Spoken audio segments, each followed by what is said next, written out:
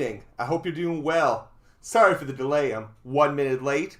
Everything, like my Chrome windows all crashed on me, and it made me a little sad, but I got over it pretty quick. But happy friggin' Wednesday. I hope it's going good for you. What we're here to discuss today is a bunch of goddamn drama, and it's pretty entertaining.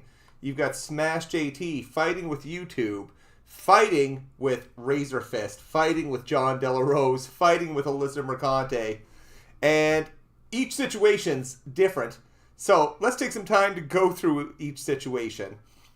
A little background: there was a falling out between SmashJT and John Della Rose and Razer Fist. There used to be a really wide umbrella for a lot of the anti-woke creators, but Kingdom Come Deliverance 2 really put a sword in that, right down the shaft.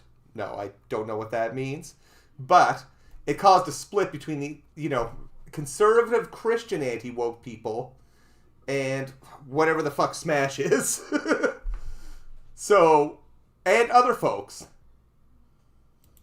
Hey, Mark, and hey, Deathmaster. Tired? I hope you're doing well. Anyone else that's in the stream? I hope all is good for you on Wednesday. Are we carpet booming everyone? Yes. Yes, we are. Because it's all pretty bad. So, we'll start with some of where the Razer Fist stuff is. And this is where it heated up a little bit today.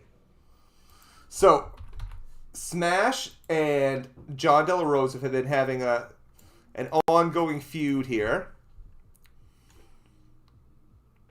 Smash even talking about it a little bit here. But what's come up is that Razer Fist has a video that it looks like it's talking about Smash. He calls him Sweetie, which is a little weird.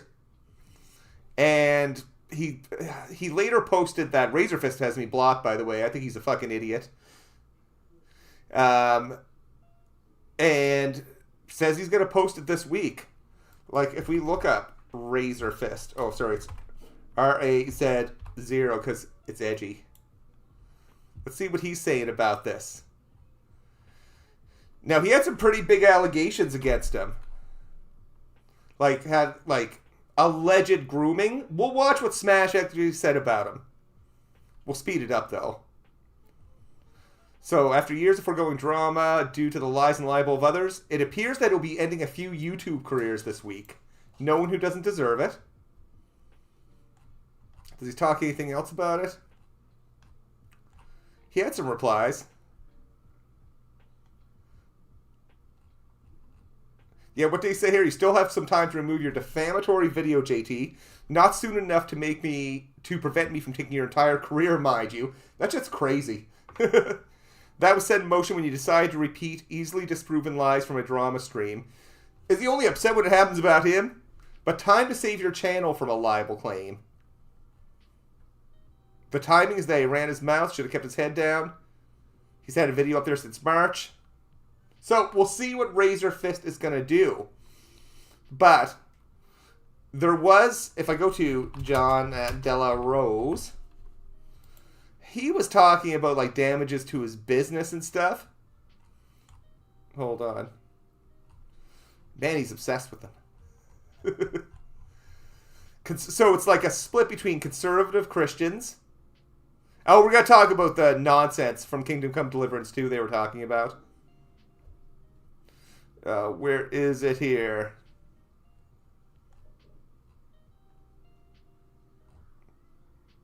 Did he delete it? Need to stop doubling down. He was talking about, there was a tweet here. Maybe I do have a screenshot about somewhere. Where he's talking about he had screenshots about him libeling his business. Maybe I missed it. No, I think it's gone. It might be. John of Rice. John Della Rose. Hey, Del always is kind of a cool name. Let's see. Smash defamed me too on his channel with libelous statements. What should be done? Now, is that threatening litigation? I don't think so necessarily. But when you start using words like libelous and shit, it's a little ridiculous. So they're having big feuds, and we're watching like this anti-woke kind of nuclear war go on between numerous creators that probably have more conservative values, predominantly Christian, versus other people who have just kind of jumped on the bandwagon. And hold on, we got a bandwagon video here. This is Afro Gaming Dude. He used to be a retro YouTuber. I'm not sure if anyone remembers it, but someone sent me this video. So if we just kind of think of, you know, John De La Rose, Yorch. Do y'all know who Yorch is? He's he's wild, has some of the worst fucking takes known to man. But they're all, at least, you know, projecting that they're Christians. That's a big part of, you know, what's important to them. And a lot of the opinions that are coming from other sides of the anti-woke community don't really align with that. Hold on here, I've got it. What did this guy say? It's a lot of scrolling, a lot of bookmarks.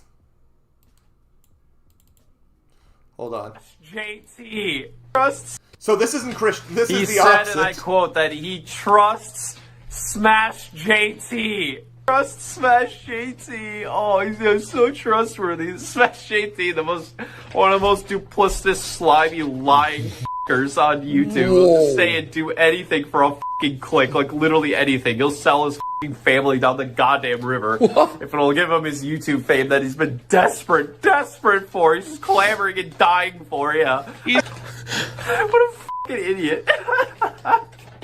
This fucking guy. SmashJT, what a fucking joke. This was in 2020. So, you know, he's had that reputation of kind of doing anything for a click. So, he's part of that anti-woke community. He saw that it was successful, rode it for a while. I know John De La Rose actually donated to his lawsuit, which is wild. Let's go to the chat. George blocked you? Yeah, unfortunately. These guys could be productive if they stop crying woke. I agree. Smash works hard. I'll say that. He makes a lot of videos. Pulls a lot of them from live streams. Talks about a specific topic. And, you know, nothing wrong with that. Libelous when he said that. Yeah, we'll talk about that, Aura. These guys keep opening themselves up to litigation. Like, big time. And going back to the chat. Sweetie in a strange lover situation. Yeah, grooming. That would be huge if true, considering Razer Fist. Yeah. But is Razer Fist going to say it's not true? I don't know. What business does JDA... Does he do something with comics? Something like that? George, kind of a comic character name. He's something. He has such very conservative takes, is a way to put it lightly. You hope JDA and Razer sue Smash just so he has to deal with more lawsuits, while Coleman laughs all his way to the bank with GoFundMe money. Man, Coleman's got to get some jet skis if that happens. I don't know. If I was in the middle of a lawsuit, that could potentially... It can ruin your fucking life. I would probably try to be a little careful, I guess. You left the anti-woke community? Yeah. And the thing is, it's like... It's a community that's designed on rage and to make money off the rage. And, you know, people got to be entrepreneurial, I guess. They got to do what they got to do. Yeah, they do contradict themselves a lot, Red. If you're just joining, by the way, make sure to smash the like button for me. Helps out the stream. Gets out the good word about this stuff. Okay, we've taken a quick look at that. So we've got John and Smash having a bit of a war. And I think they're mad because Smash brought up... Let's check out Smash's video on John. And also tonight, I thought we could take a look at the legal complaint that Smash has from Alyssa and the response. Because it's pretty easy to read. I don't know what sort of assessments we can make from it. But it's interesting nonetheless. Oh, look at these guys. Look at these thumbnails. John De La Rose is a pathological liar. Oh, John has a video. Insane rant about me. Shows me he's pro DEI in video games. The book is out on him. And then you have various people just giving their own perspective. All based on loyalty. I won't say all based on loyalty, but, you know, these guys stream together. Maybe he would trash them. I don't know. Let's hear about John being a pathological liar from Smash. And then I'm going to react to my own video. Smashception. So this is an unlisted video. So for some reason, John De La Rose Can y'all hear? Is really like stage 5 clinger for me these days. After I covered a situation that I disagreed with them regarding their take on Expedition 33 and their take on the Gamergate movement, I covered it. I moved on from it. I didn't really think much of it. After that, I was like, yep, I covered topics and move on to other topics. And my God, John De La Rose has... I will pause it there, though. It's kind of like he didn't think much about it. He talked about topics and moved on to other topics. But everyone's going to have a different pace, right? I know during a period of like a few weeks, Smash made, Christ, it had to be 4 videos about me, talking about me on lives. Like, he couldn't get me out of his head. So, you know, talking about, like, oh, I moved on, he's got to practice that as well a bit. A weird fixation, we'll just say, on me right now. And his buddy, George Torch Games as well. They're not the biggest fans of me for my stance, which, okay. Like, I'm not expecting everyone to like me, especially if I have a stance that clashes with what their stance is. It is what it is. We can say our piece, move on from it. But John seems to want to keep this going, almost like a clout chasing, if he can use me to project himself and maybe slingshot himself above and what he's doing right now, maybe get more attention. And I made the video and I'm like, here's the attention you ordered. I'll leave it at this. But what I can't stand is when someone outright lies about me. If they straight up lie to their audience and it's like verifiably false, like straight up a lie, and they say it as fact, I just, it's like a nervous twitch where I just can't leave it alone. I have to address it. It's my weakness. Whenever you call someone a liar or you make them out to be a liar and it turns out to not be true what you're saying, that comes back on you 100 times worse. And I don't think these people understand that on how the internet works. So we're going to react to a video that I created last night while I was sitting in the hot tub. After my wife had gotten out, we finished watching The Last of Us episode 3, which was so gay. To be expected, by the way. She went in and I was like, I'm going to hang out, turn the heat up, fix my back up because my back was hurting. And I was like, you know what? I'm going to edit this video together real quick. And I was in there for like another 20 minutes editing it.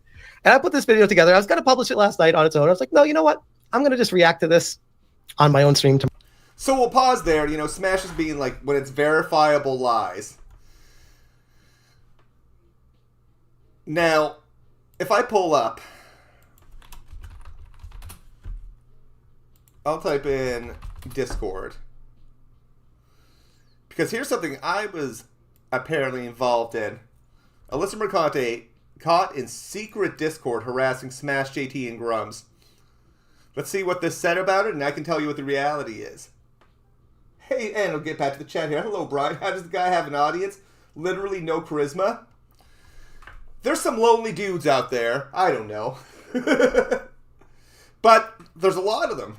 I mean, in all seriousness, and it may resonate with a lot of those guys. And, you know, he's had a channel for a while and only had massive kind of growth that looks like it's slowed down. I mean, I think I looked at his analytics like weeks on weeks ago. But I did hear some people talk about that. But again, I have no data to support that. But the whole anti-woke content, there's a lot of fatigue there. But yeah, with this, you know, do you remember when, for those that have just joined, the Goonernomicon came out? And that was a big expose on Grums. There was a lot of damage control there. And that expose was really interesting because it wasn't just like, haha, Grums got caught doing something silly.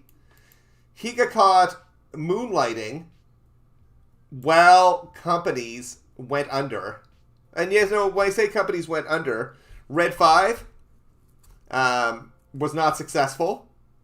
He was not in the office, as allegedly from reports from multiple employees for long periods of a time. He's tried to answer that and say, oh, I was doing marketing stuff. But when you're moonlighting making adult content, including writing, producing, filming adult content, while these companies are struggling or there's a perception of your job being neglected, I think it's a reasonable story. It's pretty weird stuff, especially when you're trying to appeal to a big conservative audience. His numbers are trashing. Yeah, objectively true. You give some credit to the anti-woke guys that are reasonably defended Clear Obscure Expedition 33 from being attacked. Well, it would be tough for them not to because it's such a good game. Like, isn't it like one of the highest rated games of all time now? I know that sounds silly, but from like some cumulative rating I saw, it was like Paul Tassi kind of looked for them all, and it was very, very high. So it's tough to deny that success. And yeah, some of them want good games. Yeah, the Debbie Chan thing, Mark. Yellow Flash unironically said, I thought sex work was supposed to be empowering. The same people making fun of Alyssa for being a cam girl before, yeah. So talking about this article, though, we were talking about Smash saying verifiable lies.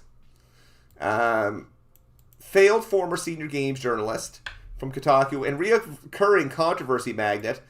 I'd argue that he has made her the controversy magnet, but, you know, it takes two to tango. But he's amplified it, that's for sure.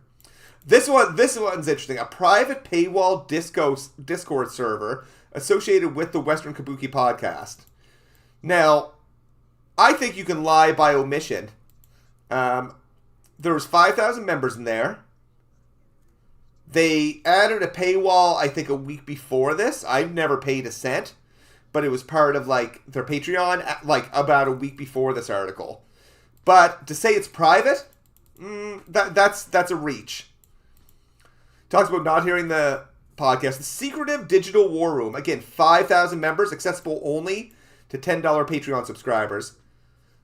The bulk majority of the members, I'd have to guess, like 95% of them, did not pay $10 a month for this. Because it was just a Discord like you could join. Hey, Naomi. Thank you for the $5. Used to be really into JT with the whole charity Gerard thing.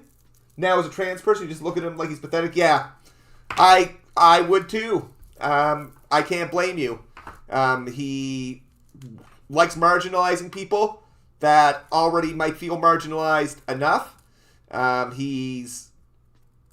had DMs with him, and I will say he made a correction on something in this article after I did DM him. And he, you know, it's referenced at the bottom because it was even worse. But yeah, there was no secretive digital war room. It was a channel that anyone could go into. I think it was called Goonergate Mega Thread. And yeah, people talked about people and made fun of them.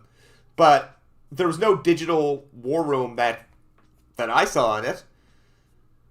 He talks about the podcast. It's since evolved into online harassment, politically motivated doxing. That word pisses me off. Hey, Cod, how you doing, buddy? Been having a good week, man. Playing Expedition 33 a lot. Oh, let's take a look at the chat here. I know I'm missing a pile. Appreciate the super chats. That's awesome. Helps me pay my car insurance. I've been working on a video for the last couple weeks. Not consistently, and it's more of a creative thing, trying to be like, okay, how do I want this to sound? What should this look like? But it should be quite long, and it's around the death of the anti-woke movement. Now, yeah, it's the highest user-rated game on Metacritic. That's what it is, Guillermo. And it is a Game of the Year contender. We still got GTA 6 coming out. Smash is being a liability for everyone because of his lawsuit. Got everyone's name being mentioned. Funny, yeah, we'll take a look at the lawsuit. I'll try to avoid their names. Because I'm nice like that. But I've got some... when he talks about doxing, politically motivated doxing, it's filled, and you know, this dude shared my name with his large audience, for no reason other than to open a pathway to harassment, and that's not my words about it. That's actually Smash's words about it. And we'll talk a little bit about that. Because that's pretty problematic when you know that you want to make this person's life difficult because you have a large audience. And when you have the intent of that, man, that's cold. That's bitch work. I don't have a better word for it other than bitch work. We might have GTA coming. Can't play 33, too woke. Not woke, can't tell anymore. I get it. It's good. No wokeness. Yeah, Aura. And Brian says Smash is slowly, comparable to some of his peers, move towards more and more hateful content. Throws around R slurs around at every opportunity, is included in his Twitter bio. Yeah, just one example. Yeah, like personally, I don't say the word. I've never said the word. And the reason is, my mom worked with at a home for mentally handicapped people, and I was taught, like, it's just not a word I say. I can't police people's language, but yeah, that's just my own personal thing. I'm not saying I've never said it, but it's not a regular word for me by any means. So, the funny thing is, talking about this Discord, if you go to his legal complaint, he has a Discord accused of doing the same thing. Like, hold on, what is this here? Just taking a look here. So he's upset here about this Discord. And it's just the hypocrisy is wild. Mercante claiming harassment against me when being found in this Discord in the server, continue digging for dirt. Is he calling that harassment or investigating? Because didn't he just the other day be like, he's using these words like harassment, harassing someone in a Discord. They're not even in the Discord. Let's see what. It's just almost too much, folks, to keep up with this. Like, how can people talk so much bullshit? This is the one I'm talking about. Okay, he's talking about harassing. He's talking about, investigating.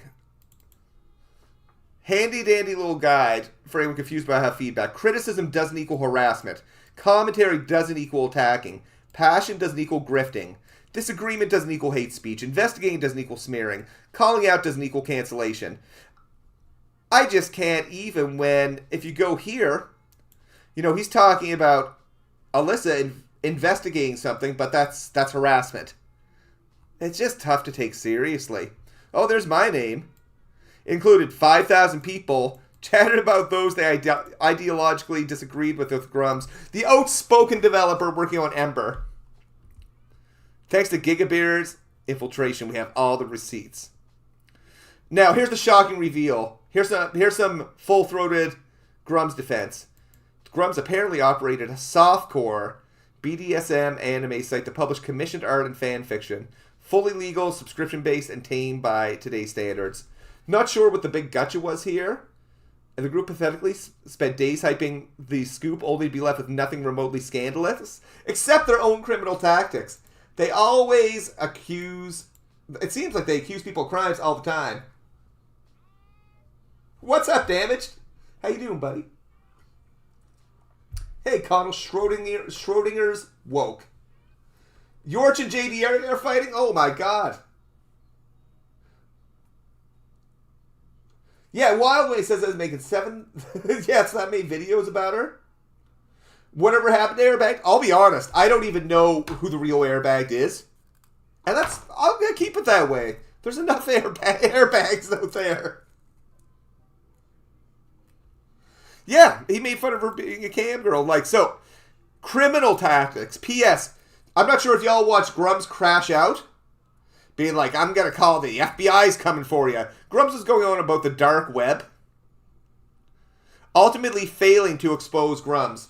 I don't think I need to tell you how badly that exposed Grums. I would have, if you would have asked me how good that video would have done, I would have been like, 20,000 views. 500, over 500,000 views. We are all airbagged. The real airbag was the friends we made along the way. Man, they hate airbags so much. Like, I could make a top 10 list of all the bad things that Airbag has done, and it would be... I thought it was kind of shitty that, you know, he kind of amplified the information around Smash's address. I don't like people telling people to kill themselves. Cool, that's 2 things. What else is there? That's all, like... That's all I got, but he became, like, a lightning rod. And again, people aren't going to agree with politics. I don't agree with everyone's politics, but sometimes it's easy to kind of look past things, right or left. Like, I'm not there to police every aspect of someone's life.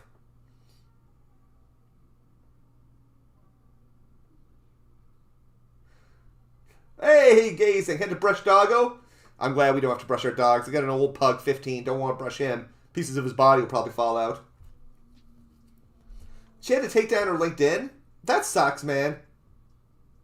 Like, was she getting harassed?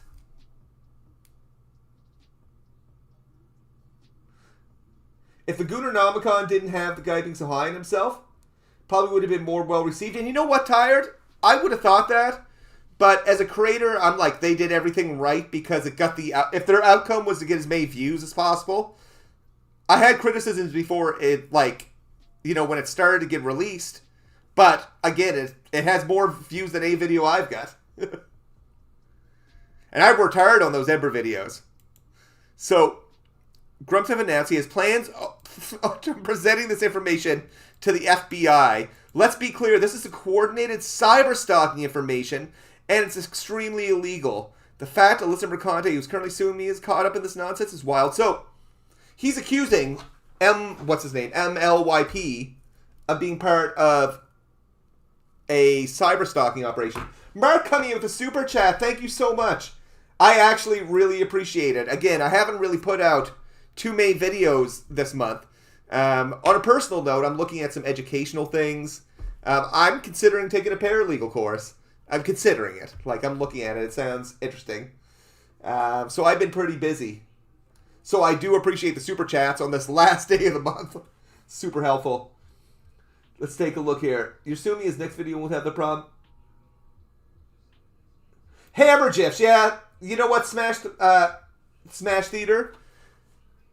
I found the Hammer GIFs funny at first, but after a bit I'm like, okay, like, you know, if I had... I know it's an animated character, but yeah, I get it. I get it. That's another thing that, like, again, funny for a moment. But I do think that after a while, it's like, okay, you know, the joke's been made, you know? But that is a shame. Like, I just dropped something here. About Smash's wife having to delete her LinkedIn. This shit shouldn't pour into people's personal lives. When my name got leaked out there, I had people going with old information, sending me my employer, or like tweeting out my employer's information and being like, we should, or my old employer's information, being like, we should contact them. I muted so many things and just kind of moved on with my life. So, I'm bringing this up because Smash is saying verifiable lies and calling out someone else for verifiable lies. He's talking about this is coordinated, making this as a statement, a coordinated cyber stalking operation, and it's extremely illegal. And he got called out for some of these things by some of the people from Western Kabuki.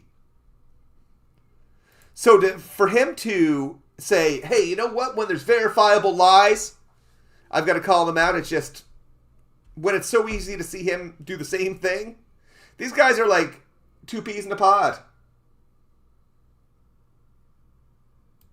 Tomorrow night. So this is a video that I created. Brian says Smash includes pictures of his family alongside hateful content. He chooses to include them, say what you will about Hypnotic. But he does keep a separation there. Yeah, I would agree. And remember that video we were just watching? That guy even mentioned that back in 2020. Like, again, I hope people aren't going after his family. But I would hope he would make decisions that would lead to the safety and security of his family. Like, honestly, I don't wish that in anyone. Like, I really don't. Called JDA Lies.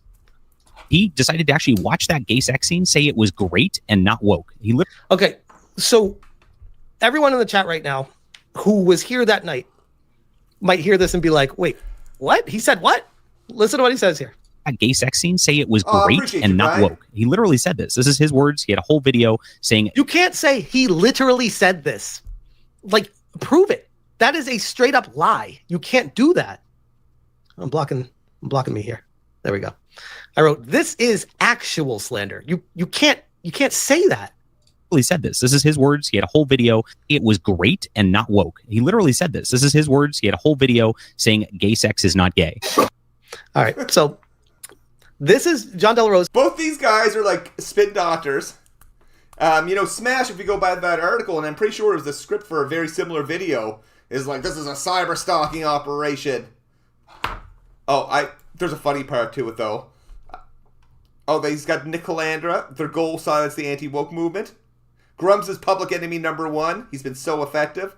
There was a funny line. Hold on. Grum's success terrifies them, so they're trying to destroy his reputation, his game, and his family. Doxed his address and family photos, posted vague death threats, created smear campaigns using impersonators, published a porn game. Like, this is Grum's defense. He's like, is Grum's perfect? No, I've got a record multiple times stating that Grum should focus more on his game and his obligation to the backers. Well, I'm glad he appreciated my research because he was pretty dismissive of it before. But yeah, Grum's success. Does Grum's success terrify you? Are you scared? Straight up lying to his audience here about me. Here's the actual video of it, which I clipped together just to prove him wrong. Here we go. Oh God, it's happening. Do I look excited about this? Do I think this is a great thing? What is going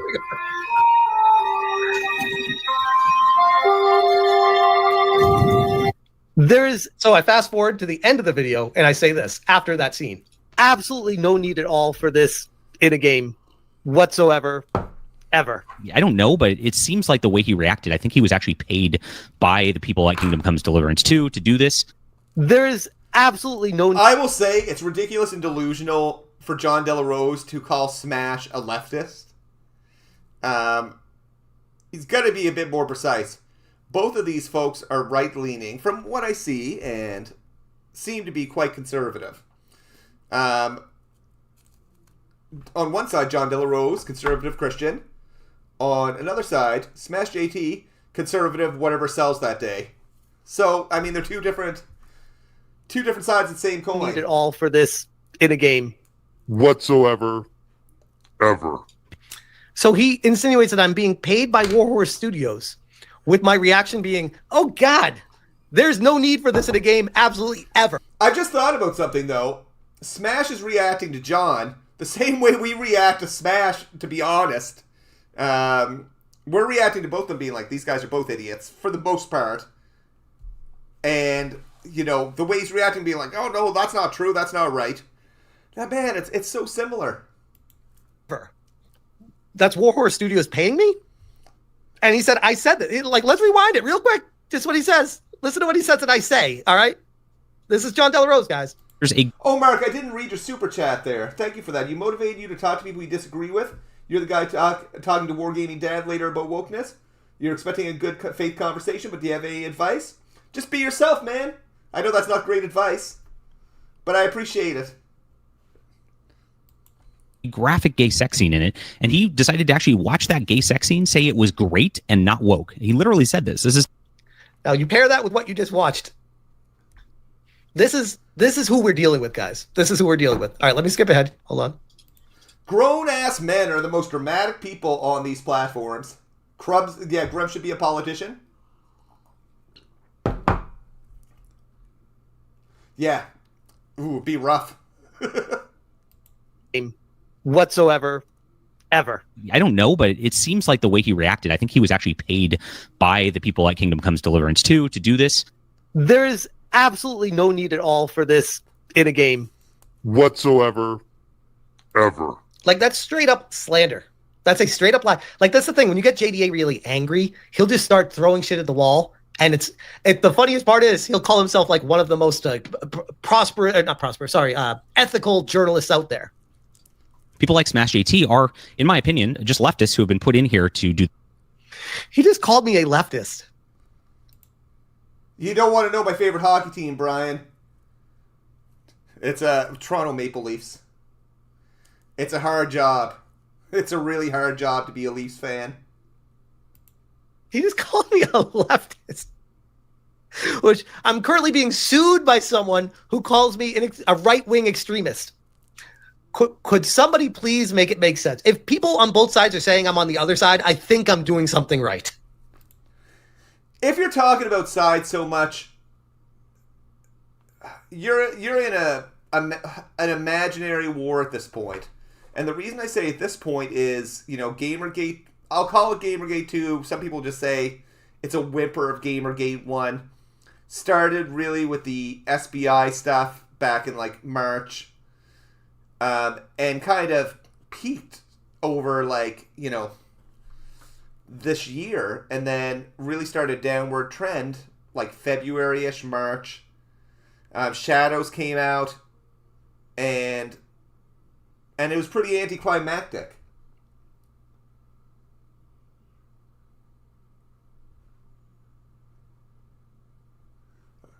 Let's see here. This kind of thing in order to just go at things. Now, he opens his video here where he's talking about this grifter tries to invent Gamergate 3 to sell a book, ... Now, if you look at my posts, it's not about selling books whatsoever. It's just about... It's not about selling books whatsoever. He's like a nervous laugh. It's totally about God and Christian stuff, guys. It's totally not about selling books.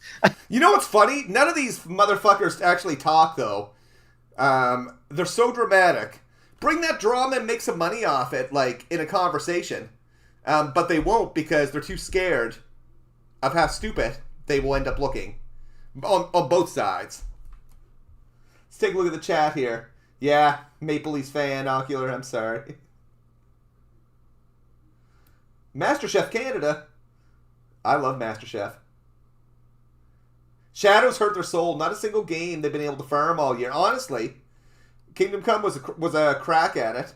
Chud on Chud violence. Man, they call themselves Chuds more than anyone else calls them Chuds. It's a silly word. I don't really say it a whole lot. But it's funny to hear that. They're like, Chuds won. I mean, if someone wants to self-identify as that, cool. Or they can self-identify as like, I'm a non-binary Chud. And people are like, what? Non-binary. This game's non-binary. It doesn't work when you say it. The whole non-binary thing. Hey, come on, Hey, 50 mission cap.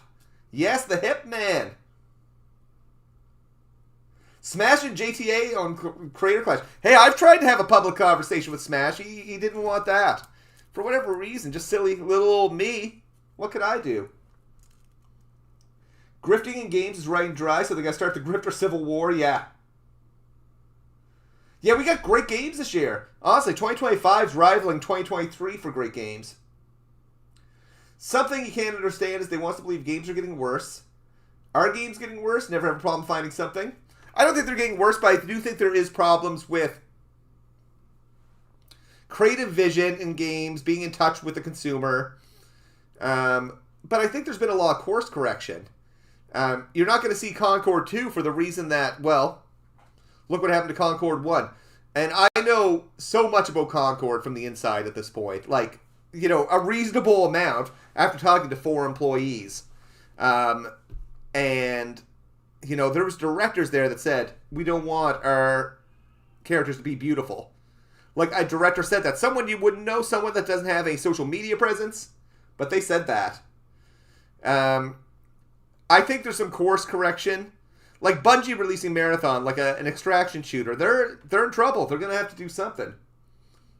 Yeah, Shadows. These guys made Shadows better than it probably would have been. It probably would have had a whole lot of bugs or something. Oh, God, I wouldn't lie. A grifter wouldn't lie to you. to sell a book. ... Now, if you look at my posts, it's not about selling books whatsoever. It's just about, hey, You hear that nervous laugh as he says that? Listen to the nervous laugh. it's not about selling books whatsoever. It's just about, hey, Gamergate 2 didn't have principles. And I thought this was the 10 Commandments, but no, this is 7. He ran out of ideas. So he's like, hey, this is me. Yeah, Concord would have had better characters.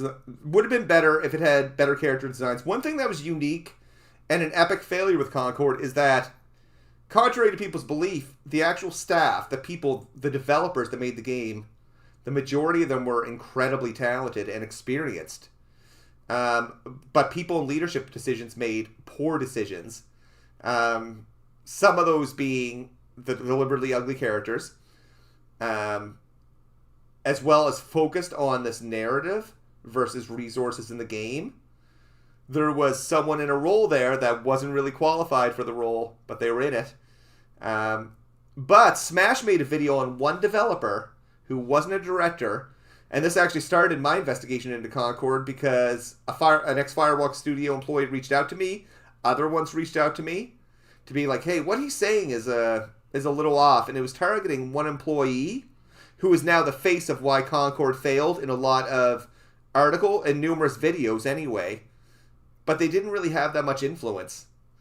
Nor were they were responsible for how the characters felt, not what they looked like. They didn't have that much agency. Yeah, Concord might have bombed, but people still get refunds. Oh man, Ocular, he's so bad at quarterbacking. Like, it hurt my soul to watch him try to react to mine. He got like 6 minutes in, but he made it a 30-minute video because he couldn't stop. But maybe I'm guilty of the same, so. Me splicing in that same thread where he's advertising his book at the end of it. We need 10 Commandments. What else would you add? Make sure to sign up for my newsletters. Shout out to Will of the Fans, by the way. So I've caught Will of the Fans in verifiable lies about me. He said that Smash offered to talk and I refused. And after I called him out on that, he said he didn't care and blocked me. This little guy. you can stay up to date with our movement and with great stuff we're creating. Sign up here and get 3 free books. I don't mind losing some revenue or whatever if it means telling the truth. I'm a real, very principled journalist. Man. And Pathological liar, in my humble opinion.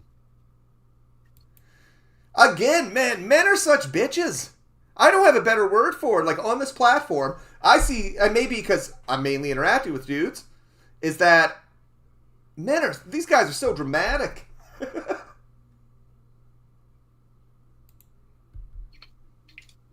We're talking about a guy that straight up slandered me, saying I literally said like his words were, he literally said this. I'm like, you can't say that unless someone literally says what you follow that with. You can't say that. It's a lie. Some revenue or whatever if it means telling the truth. I'm a real, very principled journalist, and I know those don't exist much anymore, and that's just kind of why we're just steadily going along, and we don't have these big fake growths like some of these people do. You can see the trajectory where my trajectory is fake growth, not organic. It's fake, guys. All of you are fake, and you're all wrong for being here.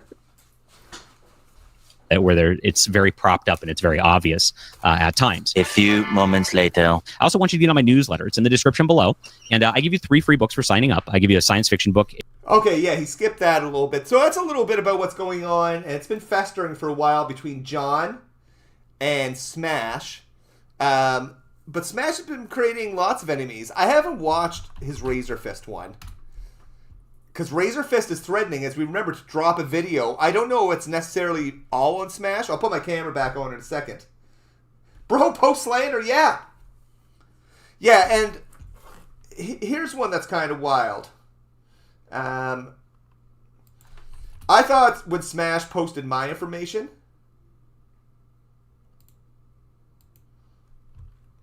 I'm going to go into my bookmarks here. Like, this kind of blew my mind.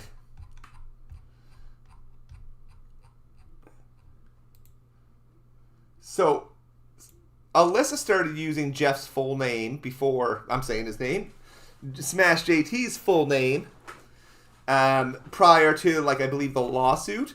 She's like, it's evident that Mercante's deliberate use of my full name on her public statements is not mere coincidence. Rather, it serves as a calculated strategy to incite her followers and potentially outsource the task of doxing me. By intentionally invoking my full identity to her audience, she creates a pathway for harassment and intimidation, fully aware of the potential consequences of her actions.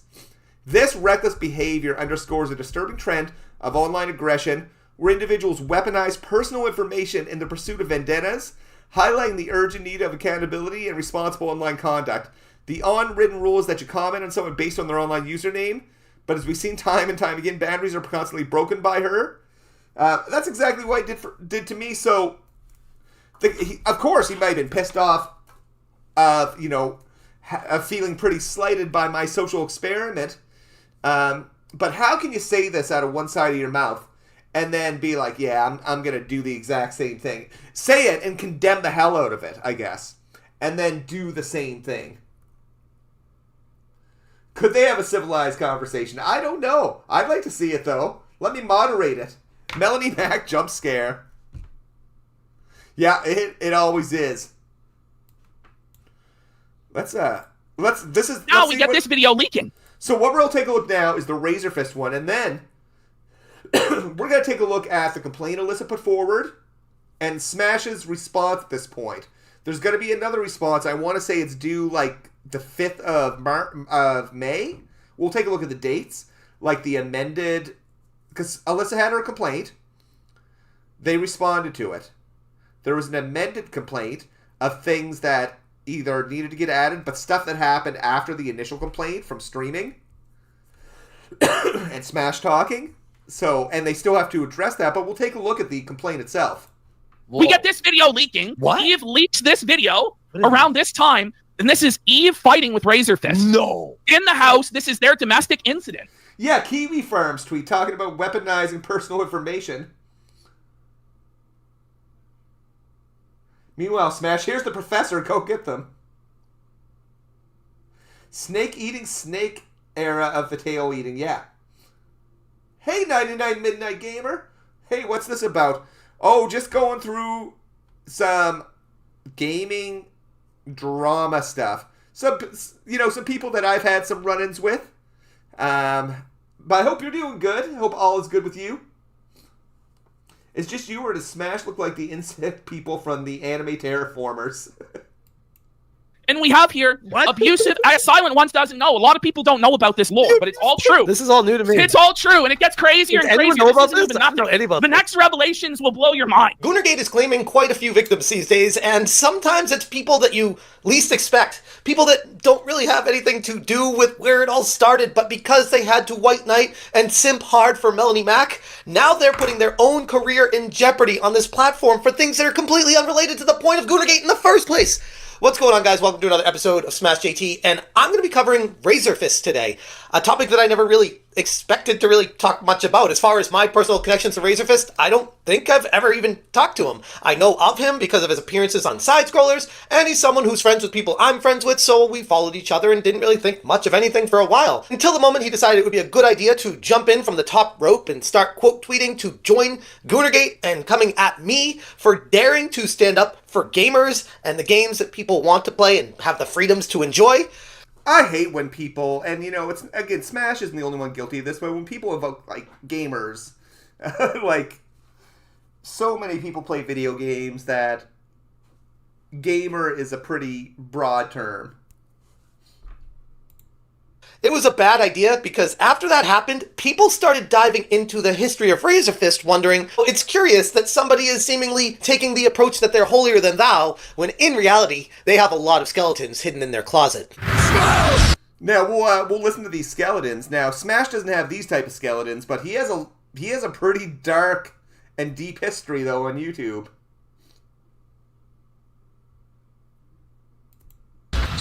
Hit that subscribe, give me a like, and I don't think I'm writing an article on this one because I got a lot of other stuff to do, but I definitely wanted to at least cover this and bring this to you guys because it's a video format that needs to be seen, not something that needs to be read. And what got uncovered by Kino Casino, and I covered this in my live stream previously, was what you could say, by all accounts, would be the smoking gun in a situation. It's evidence you've exaggerated her complaint. What he's showing, she defended Stellar Blade, which had the same degenerate as this Korean game.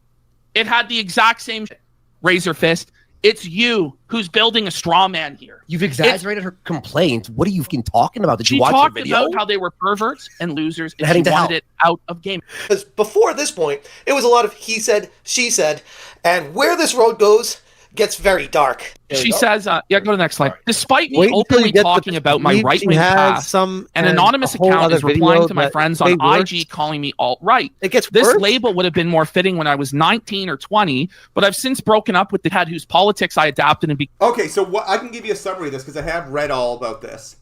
Is that Razer Fist allegedly was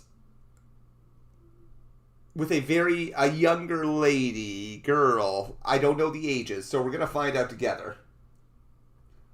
Let's take a look here. You fucking love that YouTubers can't understand why shutting up when they're being sued is the best idea. Smash knock at the note form from Carl. What happens when you keep talking? Yeah, man, he'll turn into like Smash Jopst if he's not careful. I hope not. I mean, I don't want to see anyone's life ruined because man, that's a lot of money. But yeah, you think you'd be quiet. You probably wouldn't want to talk about them too much. Let's hear what they have to say because I don't my own remember person. the whole Next slide. shit. I dated a pretty well-known right-leaning asshole. That's She what means it- Razer Fist from 15 to 20. I will repeat. She dated Razer Fist from ages 15 to 20. I then too also became a right-leaning asshole. But that asshole ruined my heart. She's talking about masturbating to porn while she's in the other room and hurt me. She left at 20 and went back to being herself. She wasn't right-wing before him, and she's not right-wing after him. Next slide. Yikes. Wow. And that's just a couple of years ago, too. by the way. He, by the way, claims that he was going to sue her for defamation. Said lawsuit never occurred. Okay. Never occurred. Okay. Next slide. This is all from her mouth, by the way, allegedly Yeah, from her. this so is just all so you from her. know. So Hey, here at least she they said goes. allegedly this. Hi. I don't really like to indulge in internet drama, especially by shitty and abusive ex. But yes, I was a teen girl when we started talking, which is how I got into right-wing politics so young. I was also introduced to things like the movie Lolita. Okay, can you? Whoa, Oh! buddy! Hey, Lil- Whoa. Okay, no, I forgot about these things. Oh my word. Whoa, buddy! It's So- 15:30. Whoa, Okay. buddy! Whoa, buddy! Razor buddy! I gotta clip that one. So that was some of the he said, she said stuff that, sure, you can raise an eyebrow and kind of say, that's a little bit suspicious, that's odd, that's weird. If we are to believe these people, then wow, okay, that's wild. These are allegations. They're very wild allegations, but holy crap, if they're true, that is some serious stuff. And that's the way I was looking at it until I kept watching. And then they showed a video that had been leaked from apparently his ex-girlfriend that was being held captive in a way at his house, allegedly. And what transpires in this video, it's not for the faint of heart. Now we get this video leaking. Whoa. We get this video leaking. What? Eve leaks this video around this time, and this is Eve fighting with Razer Fist. No. In the house, this is their domestic incident.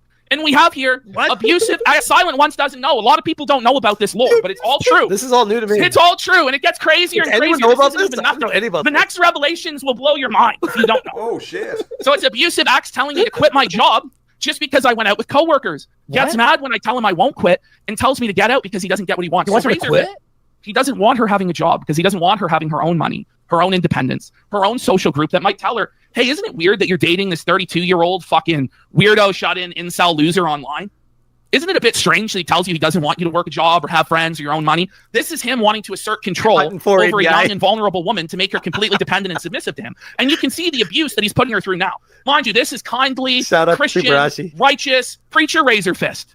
See how he runs his household. Wait. I'll say one thing. Someone's going, this chick is insane.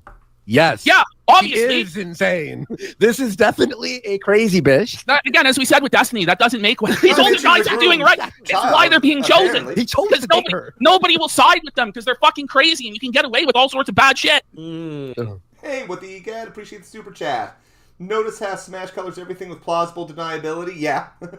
Like, I just found this clip randomly. Oh, look what these people are saying. And he'll amplify it. And he knows. I mean, we just went over a quick screenshot about, how he knows that using someone's name would, open a pathway to harassment when he accused Alyssa of doing that. But he does the same shit himself. So it's just kind of like pot calling kettle black. Don't complain about it if you're going to do it yourself, right? Appreciate the super chat. Okay, then you need to go. Well, how did you come to that conclusion? That doesn't even make any sense. Because I am telling you, I don't want you to work that job. Well, too fucking bad. I have the job and I'm not going to quit. Then fuck you. Out. No. Listen to this shit. This is psychotic stuff. This is abusive. This is textbook abuse. She and gives control. him money to help pay bills? I know. Do you believe that? I'm sure. No. You realize they can just remove your name from the fucking lease. You don't pay rent. I don't care. So he's threatening her with homelessness to control her, and then he wonders why she might want to have a job to have her own money. I could just throw you out at any time onto the street, right? Fucking psychotic. Yeah, that's why I want this job. They're calling it Razer Fist. To go to sleep. I am tired. And that's how it's going to go down. Stare me down. He doesn't want her to have a job to make money to be able to support herself and not be out on the streets so that he can trap her in his house. Now, if this stuff isn't true, Razer Fist is probably going to be pretty pissed. But I'm curious to see what his video is going to contain. Because he has something. He's, again, as we looked at earlier, he's got something on the go. Not like I like him any more than Smash. That said, I don't think Smash has been accused of allegedly doing anything like that, but he does have his own kind of history, like the plausible deniability. He's been doing this shit for years. Since what, 17, 18?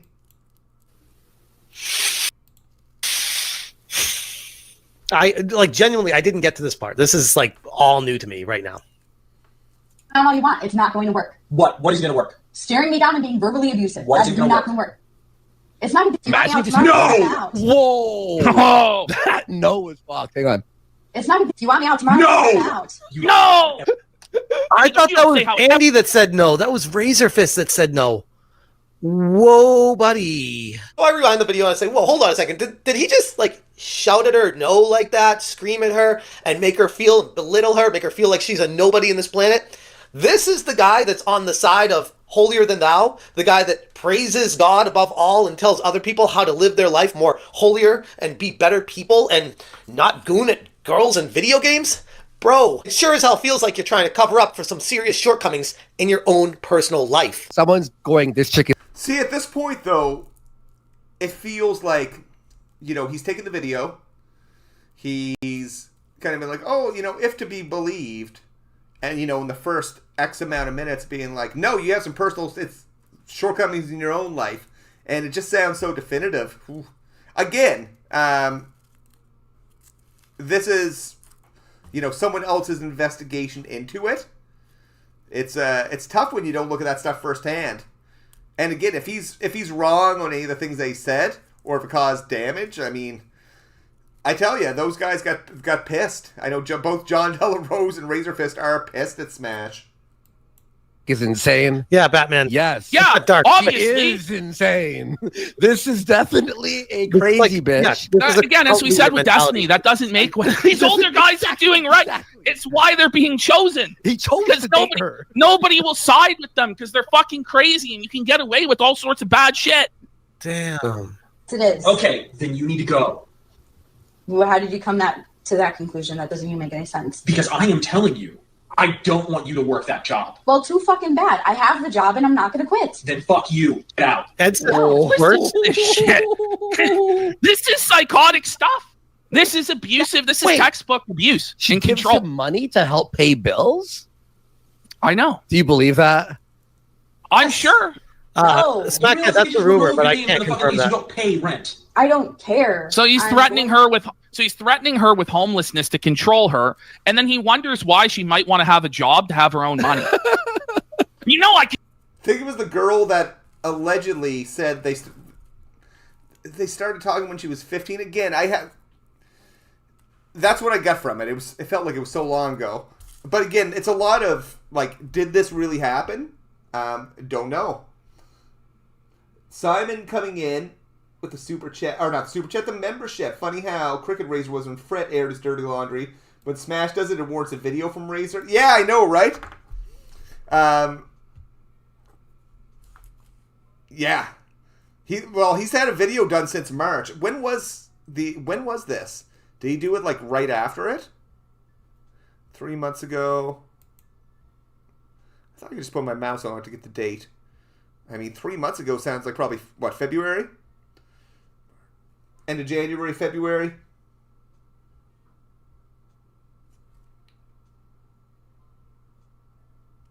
Yeah, never force your religions or beliefs on anyone because they're not perfect. Yeah, absolutely, man. And, you know, spirituality, it's personal to people. People are going to have different thoughts, different feelings, different perspectives. You know, I went to Bible camp all as a kid, but who knows where I'm at right now. I think the Bible's a wonderful book. I could just throw you out at any time onto the street, right? Yeah, that's why I want this job. They're calling it Razer Fist. To go to sleep. I am tired.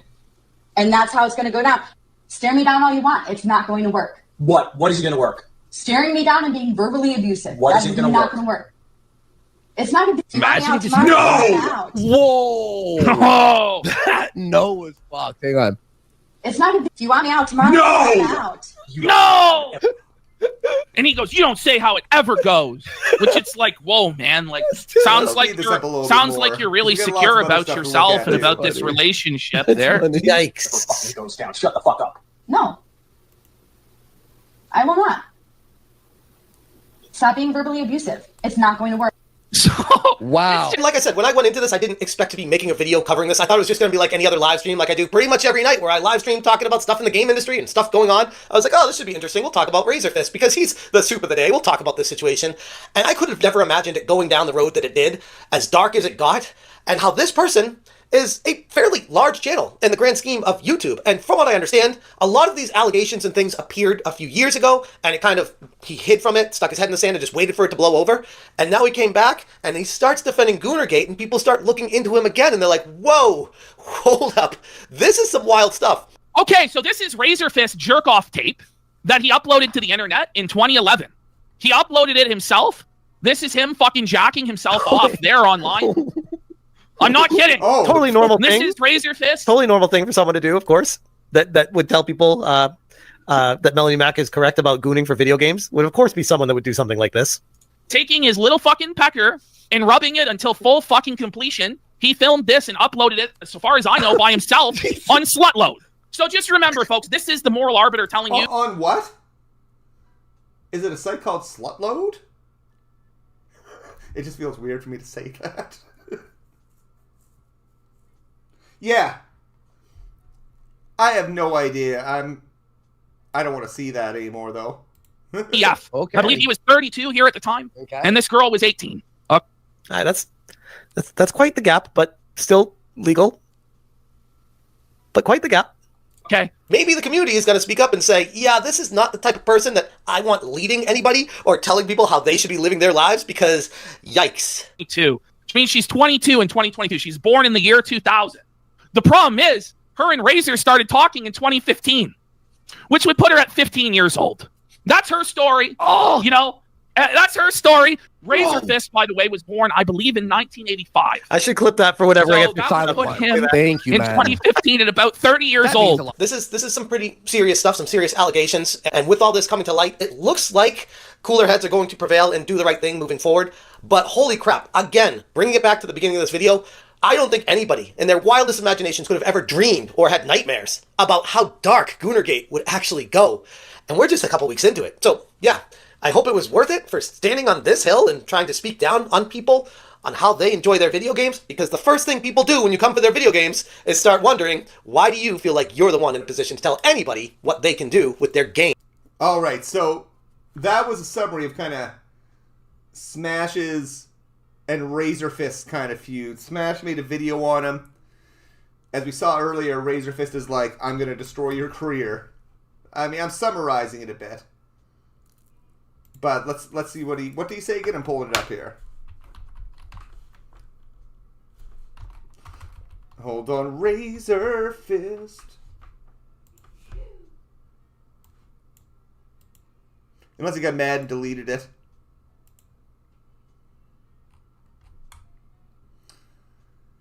There it is. It appears I'll be ending a few YouTube careers this week. He had replies to Smash earlier.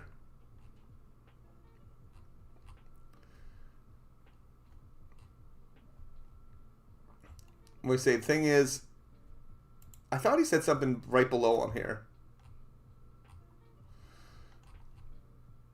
Is this really all because... Oh, they're posting that stuff again. The timing is they ran his mouth. Should have kept his head down. The video's been uploaded, privated. He's got no one to blame but himself. So, yeah, this infighting is cinema. Jeff is a defender of Goonergate. I guess depending on how it's defined. Are we witnessing the end of the Griftverse? Well, I think the anti-woke movement has lost its steam, and creators that were really engaged with it are going to have to continue to pivot. But Smash knows the most views you're going to get are going to be talking about people. That's what we're doing tonight. We have like over 20 people here, 30-ish. And I appreciate y'all. And it's because we're talking about drama. We're talking about other people's drama. It's nice not to talk about my own. It's a good time. So, we've got Smash and Razer.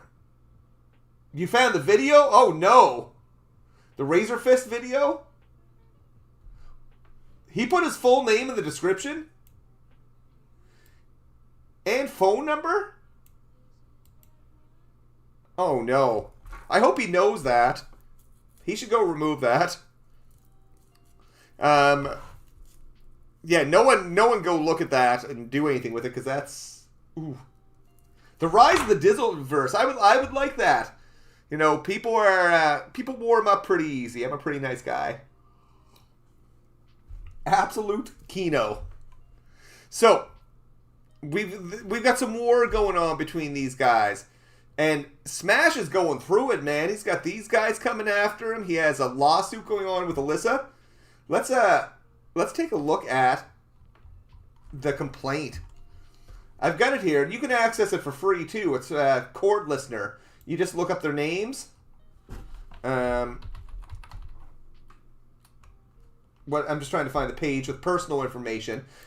A little part of me wants to be like, fuck y'all, because, you know, numerous ones of you reacted to Smash's video that had my personal information in it. Oh, this is kind of funny. Like, people in this cry doxing when the same thing that they're complaining about happened to me. And they're like, you know, fuck that guy. Troll. The Dizzleverse. So, this thing's massive. It was only like 20 or 30 pages, I think, at first. And then it got updated with a whole bunch of other things. I'm not the problem. They're the problem. So, it starts with a preliminary statement. It's a bunch of stuff's not really relevant, but, you know, perhaps it is. Talking about Sweet Baby Inc. and the controversy with them. I'm not going to read a word for word, some sections, but we'll summarize the first parts of it. Talks about who Alyssa Mercante is, or was. She was a senior editor at Kotaku, successful gaming website. You know, Kotaku's longly enjoyed the derision and ire of a certain set of alt-right trolls for its perceived liberal or left-wing bias in covering video game issues. There's Reddit forums. You know, there's a critic named Jeff. He's declared Kotaku to be everything that's wrong with the video game industry. I'd say microtransactions are up there. In fact, Azaria created a petition at Change.org to have Kotaku shut down, saying we demand accountability from Kotaku. What does accountability mean when these guys say accountability? Does it mean we want to bully them into submission? Does it mean we want organizational changes? What? Razor butt? I'm sorry, man. I shouldn't be laughing. It's wild. So, demanding accountability, he didn't stop there. He created a page on his website called Kotaku Detected, a comprehensive directory of individuals who have worked with or in some way related to Kotaku with the intent to spotlight the people behind Kotaku's content and hold them accountable, man. That's a dangerous term. It's so broad. Like, hold them accountable sounds threatening. Like, let's say I worked. I get a job at Kotaku. I'm not involved in this culture war stuff or something like that. And then some guy has a website being like, you're everything that's wrong with gaming and I'm going to hold you accountable. It's like, who the fuck are you? Most of the individuals listed on this website are women, people of color, non-binary individuals, people in the LGBTQ spectrum, and or Jewish people. Let's take a gander. Let's take a gander and see, if we come to a similar assessment. I know some of the reasons people are on there are kind of funny. Black woman. I'm not going to assume anything. Woman. Let's see what they did, though.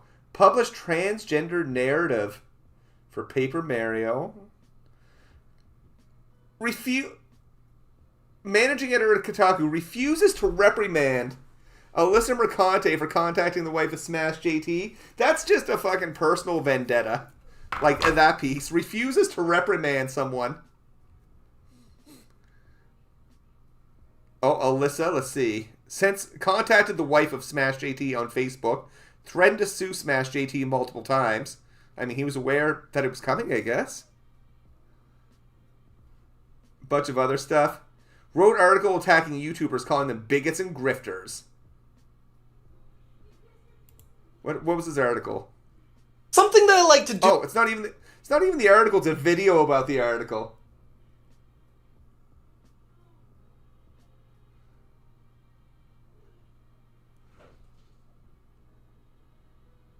The witch list, yeah.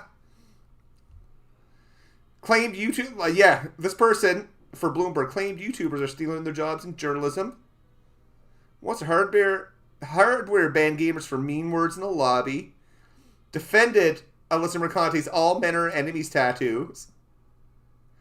Injected social justice warrior into Earthworm Jim coverage.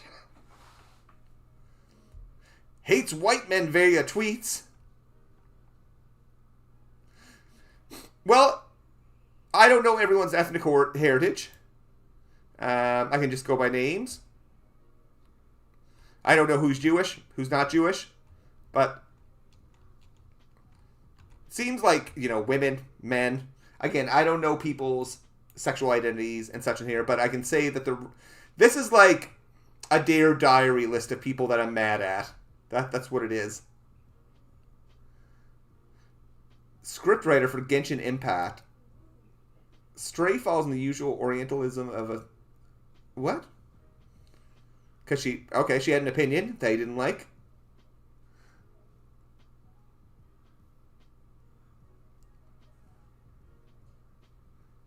Yeah, I agree. The art director... What did the art director say, though? Hold on. Let's see. Avowed art director. Oh, when I looked him up, the first thing that came up was an article from SmashJT.com. What did he say? So it's like a fan. We do everything to make the game as inclusive. Okay, pissing off the chuds. Okay, they were upset. Grums was upset about pronouns. He's like, fuck you, Elon, essentially. Laughing at woke mind virus. I mean, that is some wild talk, I think, too. I know he said something about... Was it crusty white people? What was it? Crusty white guys avowed.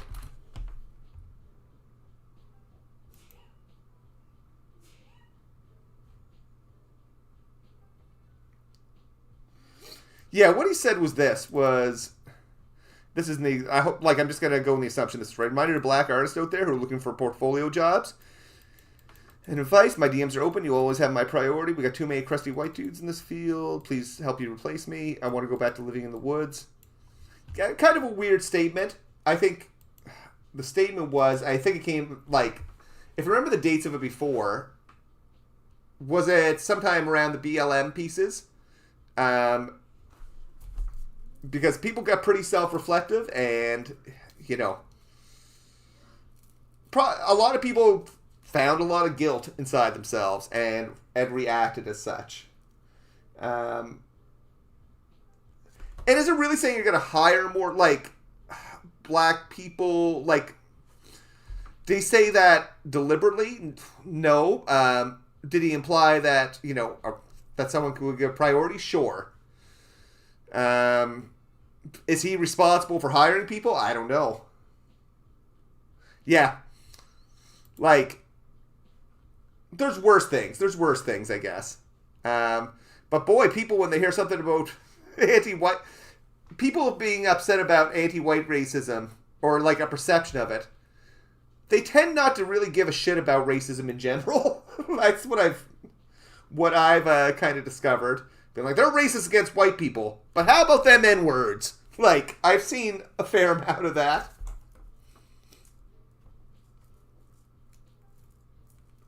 Yeah, legit never found this if he didn't say fuck Elon. Yeah, man, people like to dick ride Elon. That's odd. Yeah, you think it was pretty accurate? Yeah.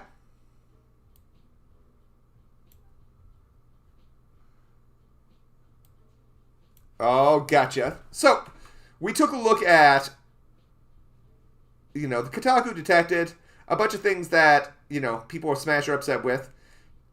Through the score, it says Tazaria is not a mere bystanders.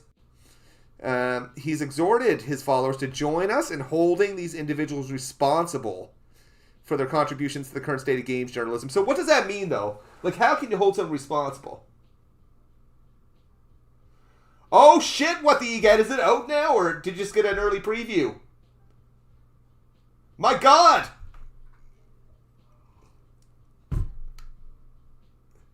Technically, when they say it could be filed with the EEOC as a discrimination complaint, yeah. And I hate the idea of DEI hires. Like, I'm not fully white. I'm half Arabic.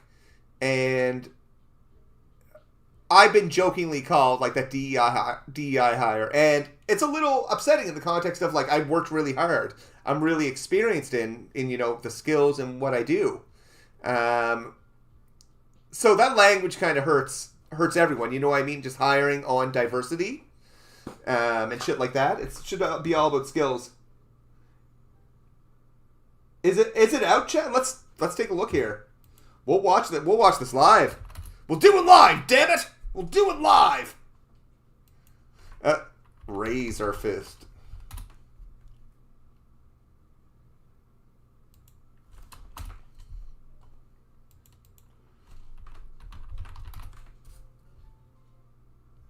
Hold on, why can't I find it? Is it the Rage? Is this channel the Rageaholic? Wake up! Oh yeah, it is. Nothing yet. Okay. When's it dropping? What's the EGAT? Oh, it's on X.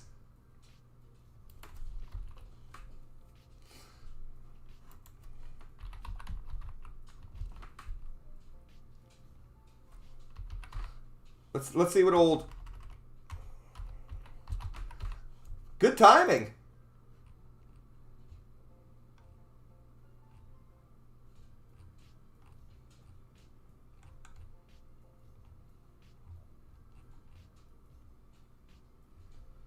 I'm not seeing it anywhere.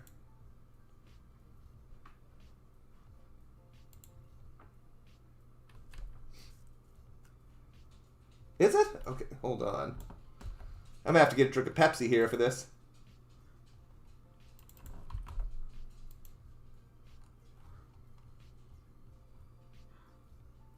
So he has me blocked. I think I said something to him once upon a time.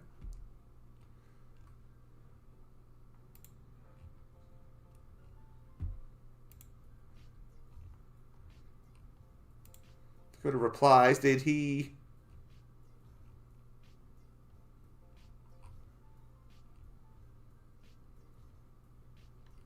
That's not it, is it?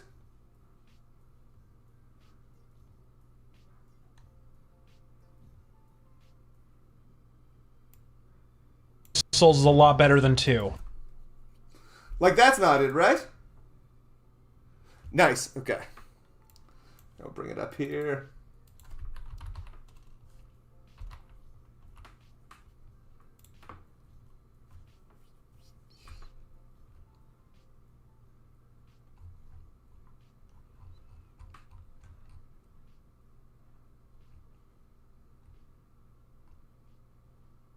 Oh, that's the one from about 2 hours ago? Okay. Well, let's have a listen, because we just watched that. Apology for false accusers. This will be the one and only time I'd ever address these fatuous accusations. On the subject of defamatory nonsense, particularly promulgated by the Perma Online Brigade, I tend to hold with a quote from the great John Milton. The best apology for false accusers is silence, sufferance, and honest deeds set against dishonest words. But I also knew that while the accusations were libelous and shockingly simple to disprove, they were also entirely too lurid for some talent-bereft drama humping halfwits not to make the mistake of attaching their channels, reputations, and indeed their entire careers to, after which I would drop my reams upon reams of receipts and end their careers overnight. So I hope you fellas enjoyed the 2-week victory lap I allowed you all to have, because now karma comes to collect. And if you thought Pro Jared had receipts to prove his innocence, buckle up, bitch. Fortunately for me, I don't even really need all of that exculpatory proof to disprove the most serious of these claims, because as many of my fans have already helpfully pointed out, the available timeline already disproves them. If I were to allege that Elon Musk robbed a jewelry store on June 13th at 6 o'clock p.m., it seems to me step one in establishing or annihilating that allegation would be to check the surveillance footage on June 13th at 6 o'clock on the dot. So, as internet sleuths have already deduced, due to the age and birth date of the accuser, in order for this relationship to have occurred when they say it did, I would have had to be dating this person in or throughout 2015. Any later than this, and the entire timeline collapses. Fortunately for me, 2015 was also significant in that it's the same year I began streaming in earnest. The name of that series is Razer Fist Arcade, and the entire thing is publicly available in a single handy playlist on my channel's front page, and has been since 2015. In fact, if you click on only the third video on that playlist, a live stream of the game Thief 4 that originally aired on March 18th, 2015, you can disprove these allegations within about 30 seconds. Because at that point in the video, a woman's voice can be heard. Do you ever plan on playing or reviewing the original Dark Souls? Yeah, I've heard the original Dark Souls is a lot better than 2. Hold on, there is actually... My lady just turned herself. How you doing, Dread?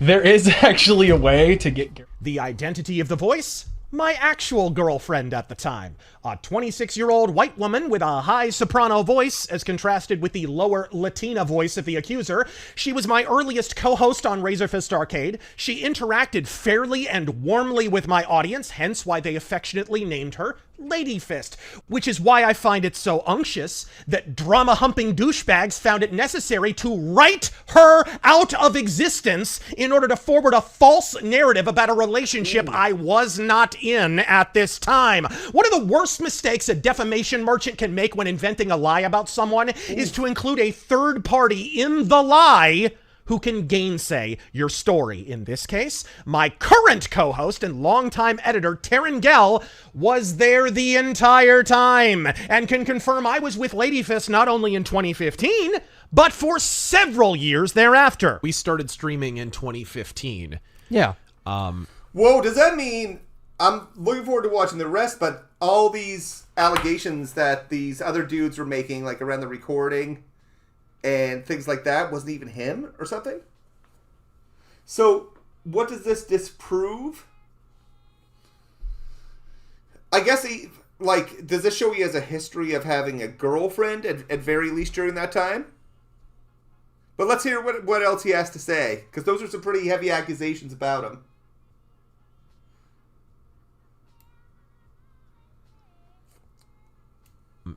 You became co-host shortly after that, so there's streams from like February and March where she's the co-host. After you became co-host, Do you remember her still being in the picture?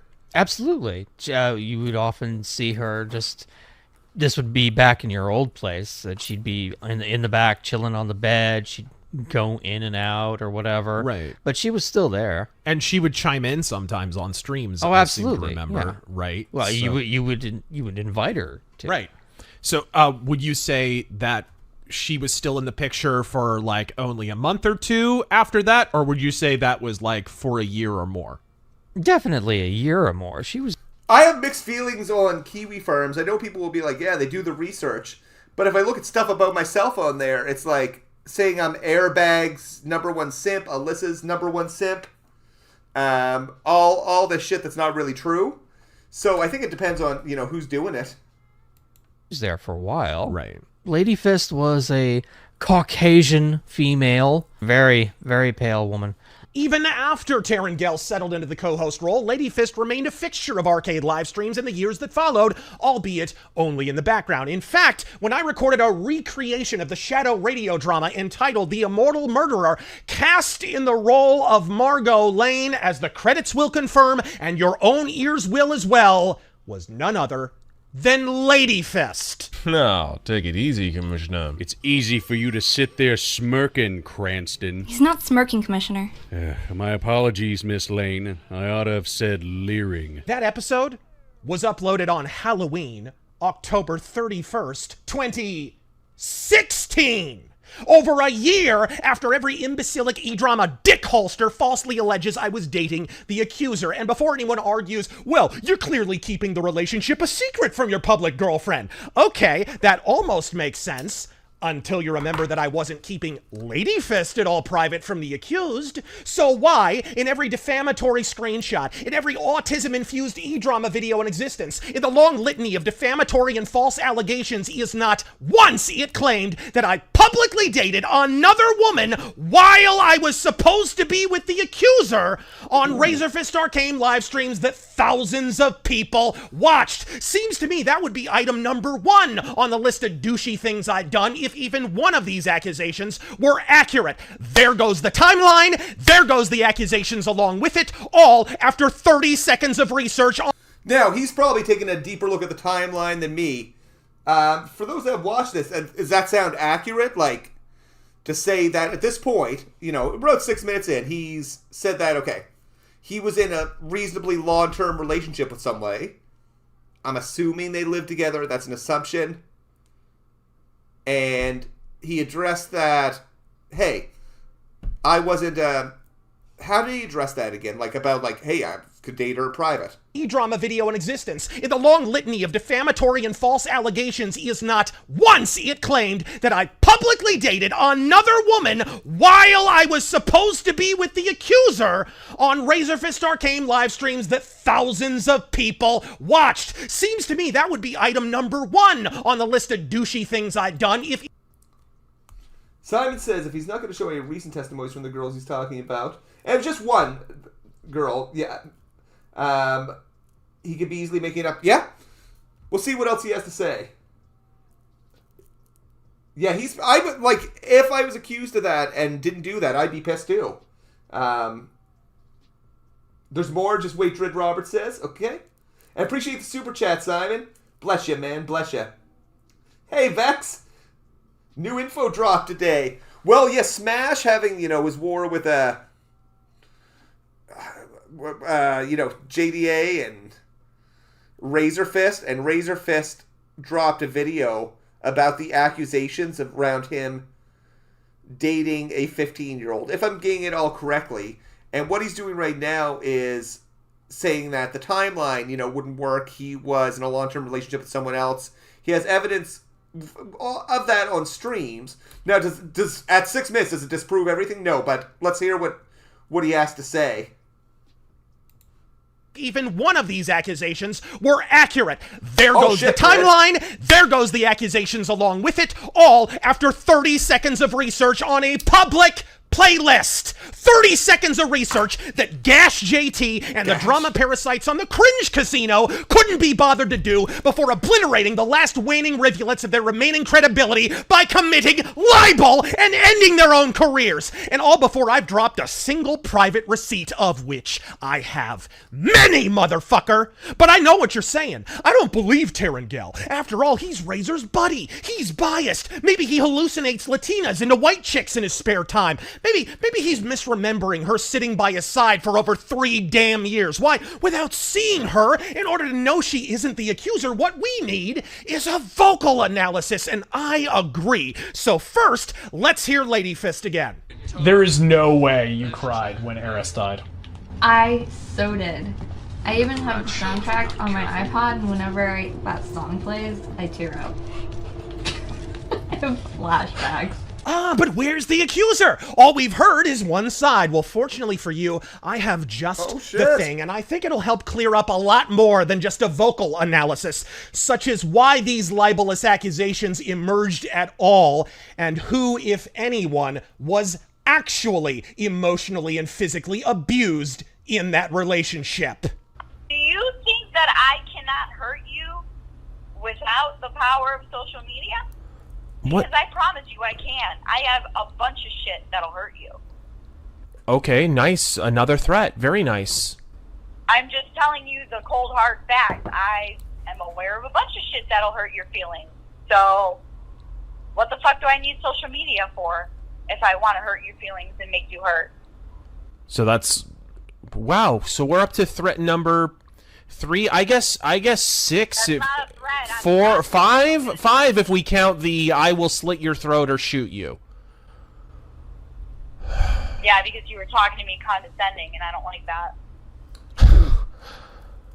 I was not trying to condescend. I was trying to get off the phone and calm things down. Part you didn't understand. Like, I want you to deactivate your Twitter. You're not allowed to stream this week, and that's going to be the deal. Otherwise, What? you can hang up and we'll never talk again, okay? What? I'm making you a deal. Took a turn, didn't it?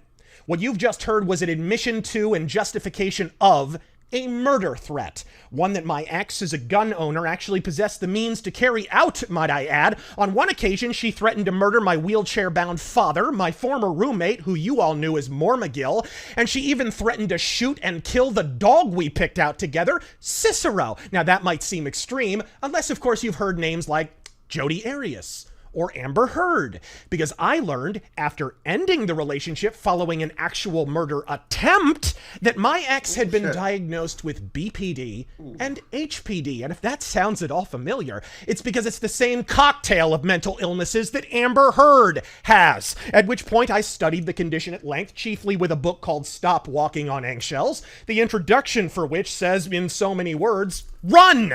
And after she attempted to make good on her threat to murder me, having already threatened to invent a panoply of lies about me to embarrass me in public, as you just heard her admit to over a phone call, I finally resolved to do exactly that.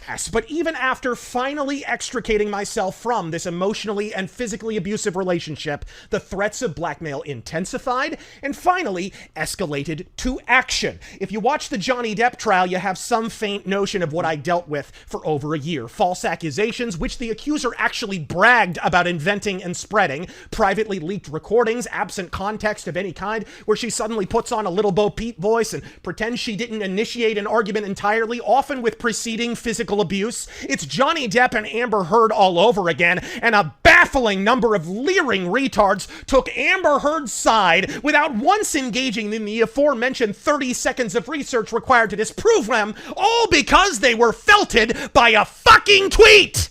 I've seen screenshots of the Twitter hack that are now being bandied about as evidence of this. Problem being, my ex actually refuted those allegations herself in other screenshots, which I posted. Hold on.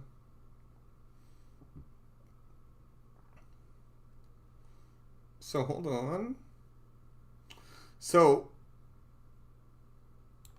did you hack Razer's account?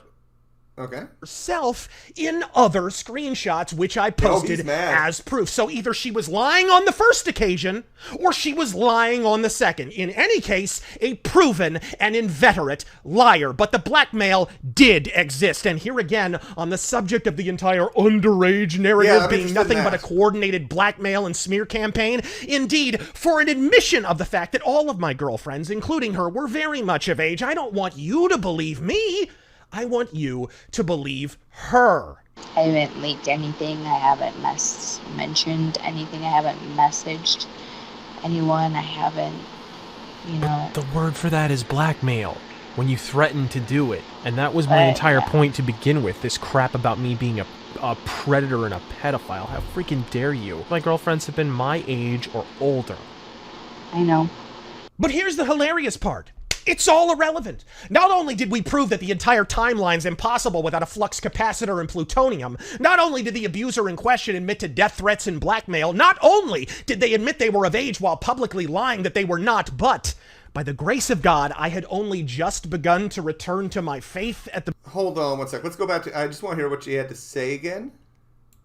Anything. I haven't mentioned anything. I haven't messaged anyone. I haven't... The word for that is blackmail. When you threaten to do it. And that was my entire point to begin with. This crap about me being a predator and a pedophile. How freaking dare you? My girlfriends have been my age or older. I know. But here's the hilarious part. It's all irrelevant. So, is this like him talking to his ex, admitting that they were, or her admitting that she was of age when they were dating? Like, in his words, like, all my girlfriends have been of age. Okay. And she initially said that they started chatting when he was 15. Like, initially. I'm not sure if that will be addressed. Oh, he responded to this already, did he? Yeah, it's interesting. It's interesting.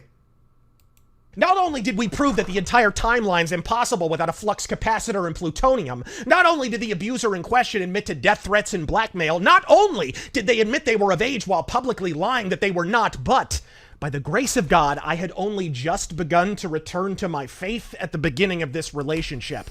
And so, after multiple live-in girlfriends and physical relationships, I finally felt the conviction to actually wait until marriage. I have no defense. I'm simply a sinner.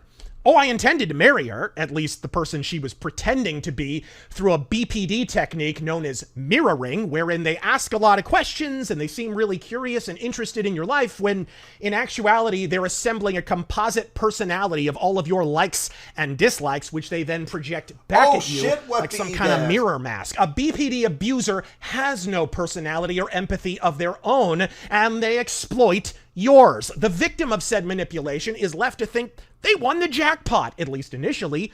In my case, I thought I had a traditional Christian wife willing to win.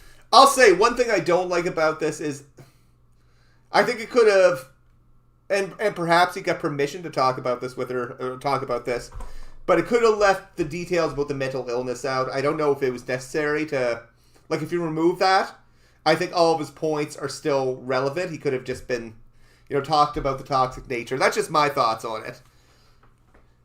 Wait until marriage, and then, a month in, the mask started to slip, and she became openly abusive, both emotionally and physically. And so, for all the allegations of grooming and gooning, for all the dimwits and dipshits typing the words, "He slept with a child," in their thumbnails, not only was she of age by her own admission, I never proposed marriage, and thus we never slept together. But once again, I do not want you to take my word for it. Instead, I want you to do exactly what you've already been doing. I want you to take her word for it without any proof or research of your own of any kind. If anybody were to come up to ask me and say, "Hey, how's Razer? How's living with Razer?" "Oh, he's a lying piece of shit."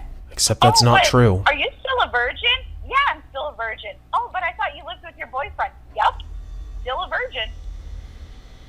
Weirdest groomer ever. A relationship that requires a time-traveling DeLorean to actually occur, culminating in no sex whatsoever because we were both waiting until marriage. Saucy stuff, folks. I can see why you'd want to torpedo your entire YouTube career, attaching your credibility to it. But what about the most salacious allegation of all? The ones Blandy Worski and the Diabetosaurus next to him were shaking their talentless tits about for 20 minutes at a stretch, blissfully unaware it was the prologue to the end of their YouTube career. A decade-old, long discredited screenshot from a porn website that no longer exists, featuring incorrect doxing information that's grainier than the Zapruder footage. By all means, let's dive into that. Because while you world smashing web sleuths were spending all of 5 seconds repeating lies on an e-drama website whose own page includes a disclaimer that it is, quote, an online humor and satire source, and thus that you shouldn't take anything said therein even the slightest bit seriously, I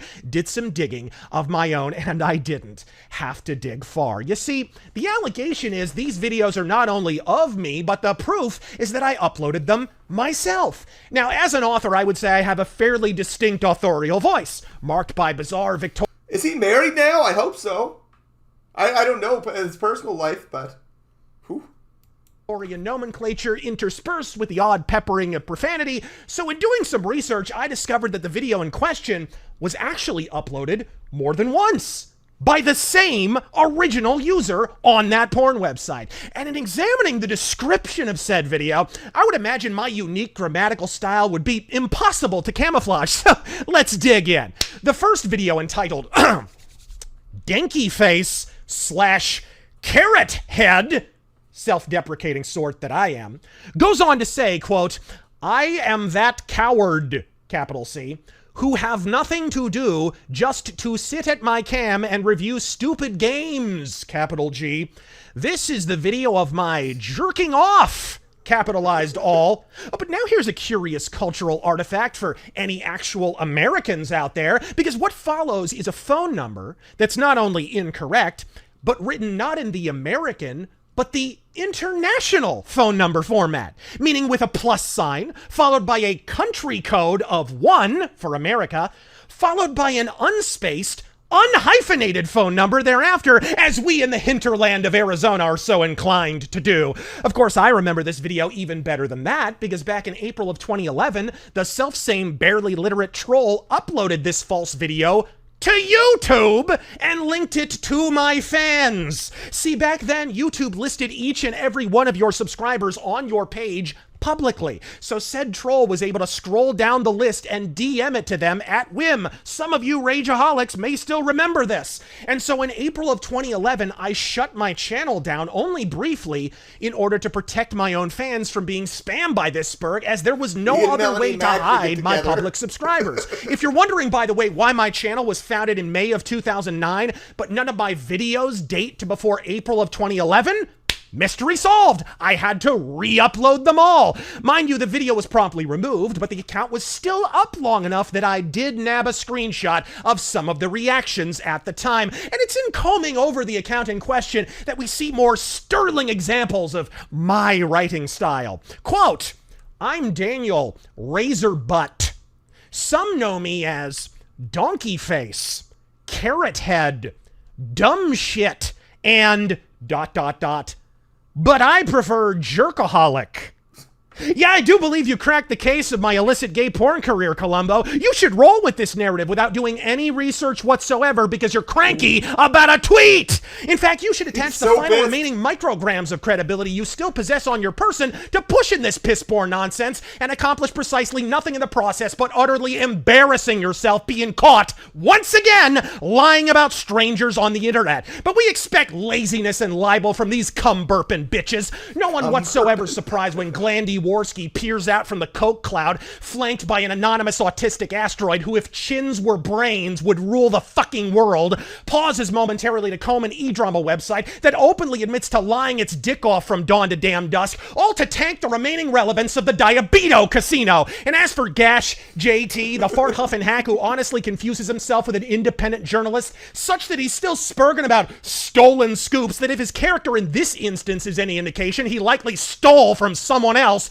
Also, he could slap white text on a wildly original thumbnail and express socially acceptable opinions on the 8 entire members of his imbecilic audience. Ah, well, what you lack in talent, you make up for in chromosomes. Look at the bright side, bud. I've ended bigger careers of infinitely more talented individuals in a 5-minute rant. You only took me 30 seconds. Walk it off, asshole. I hear they're hiring at IKEA. And the receipts you've heard today are only the tip of the iceberg. I'm holding the real goodies back just in case a crazy person decides to be the latest Me Too accuser to lose in court. But publicly, outside of a courtroom, this is the first and last word I have said about this easily debunked bullshit.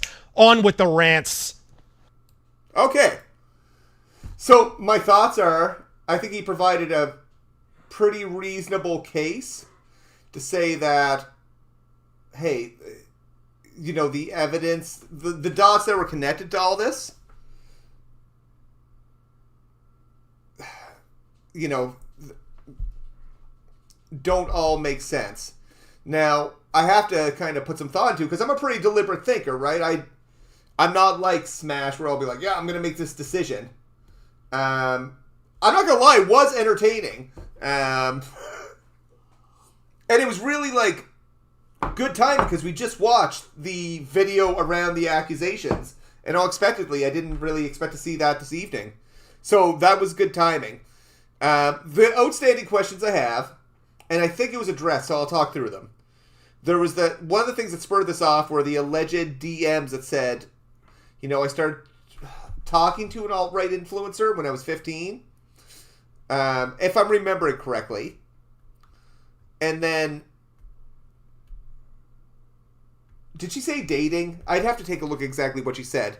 But in this video, if I'm not mistaken, and again, I always want to watch it like on my own time too, is that, you know, she did admit to saying that it wasn't true, that they were of age when they were dating. I do have the outstanding question, though. Was there any level of grooming that happened before that? And I think that's a pretty reasonable question. It's not like Razer Fist has to answer to me, but it is one that kind of sticks in my head, to be real. Yeah, it does sound like a bunch of he said, she said. Like, and that's what it was to, and you know, it started with that, though. It started with that, hey, they said this, he's saying that. Is there some comments? Let's take a look at X, see what people are saying about it. The things I got from it is he was in a relationship. So the timeline was off from what we understand, because during this time that some of these things were quoted, he was with someone else. Oh, shit. Did Smash actually respond to it? I'm just looking at Twitter right now.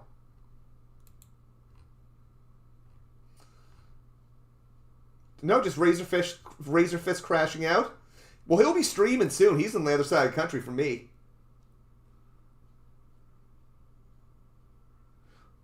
Oh, Smash talking about, I think it was the JDA stuff, maybe? Let's see. What was it again? Let's take a look, Vex, and see what prompted it. It was this tweet that got deleted. I don't know if it took Smash's career. That said, if it escalates and gets into another lawsuit territory, that'd be no good. Goonergate explained.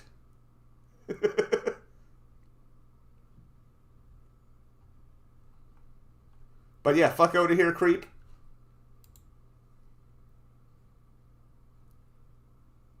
He gave nothing response, yeah. I think he says in the video to his ex, he doesn't date anyone who isn't his age or older. Yeah, I would expect. I'd expect so. Man, I don't miss dating. I like being married. Life is better. And she confirms, okay. You know Smash won't take his video down, though. And if he keeps bringing it up, he'll likely get himself in some trouble, depending on the threats that they want to make. Man, people get so litigious. So, the Razer Fist stuff. Yeah. I mean, he says he has more stuff as well. We'll see what comes up with that. Hold on here. I'm going to bring back up the court listener documents. Thanks everyone for joining. I hope you're having a good night. Happy flippin' whatever day it is, Wednesday. And we'll go back to the complaint and then we'll take a look at the actual... Can I just open it like that?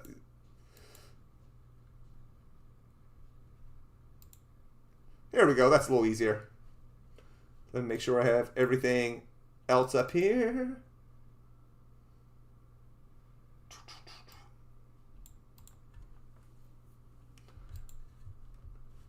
Take a look at the chat. Yeah, Smash had nothing response. It is some good E-drama shit. They're gonna sue each other and stop when they lose enough money. Yeah, for real. Leopards eating faces. Yeah, it's... Man, people get so litigious. Remember, at the end of the day, like, Smash isn't a lawsuit. But it was a principled one. It didn't... When I say principled, in the context of, like... I'm not saying it's right or wrong. I'm saying in the context of... It didn't come out of nowhere. It came with an original, like, hey, can you retract and apologize? I'd have to take a look at the cease and desist. And then, you know, when that didn't happen, a retained counsel, that's when it turned into a lawsuit. And got expensive. And this shit can ruin lives. That's one thing that people have to be considerate of.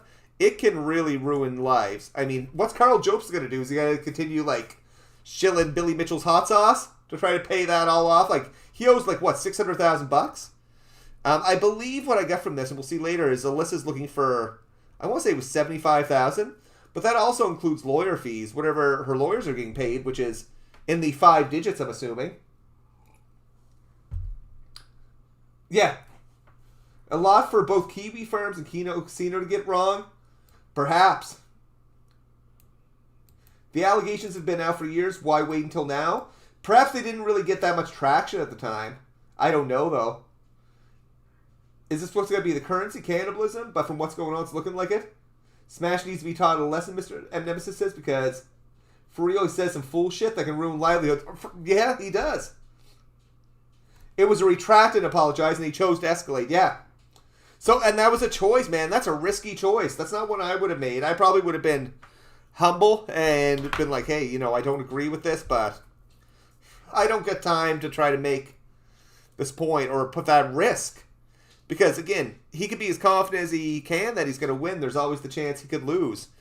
And this amended complaint is bigger because of things that he said that I don't know if they'll impact the case. They may not. But especially around, like, I believe it mentions that him and Ron Coleman acknowledged that Alyssa wasn't a public figure. And that was part of their argument that she was. So it causes confusion. But where were we? We were on, you know, we talked about his Change.org to shut down Kotaku, demanding accountability, which is wild. Both sides have easily spent $1 million. No, I don't think Smash has spent $1 million at this point. His GoFundMe has been 60. Ron needed 20 initially. I mean, as far as I know, it's not. I mean, you think he'd be mentioning that's coming over his own pocket at this point.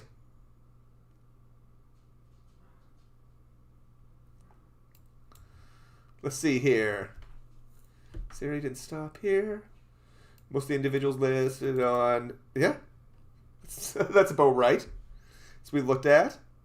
Or it seems to. You know, I don't know the race and sexuality of every person there. But it was like just a personal, like, I'm mad at these people in a lot of cases. This person didn't reprimand Alyssa, or this person... There's one about Grubs in there that they said something about Grubs. Okay, they talked about the clamoring for Sweet Baby, Ink's demise, chose the appellation Gamergate 2 for themselves, okay? Mercante's article debunking the conspiracy theory against Sweet Baby Inc. There's 2 things here that made Alyssa's life hell. Those 2 things were her saying that her article that focused on SBI and what they did do, which wasn't a bad article in itself, but people on the Gamergate side felt that she left out that Chris Kindred and SBI tried to get the group shut down, and that Streisanded a bit. She got criticism for that.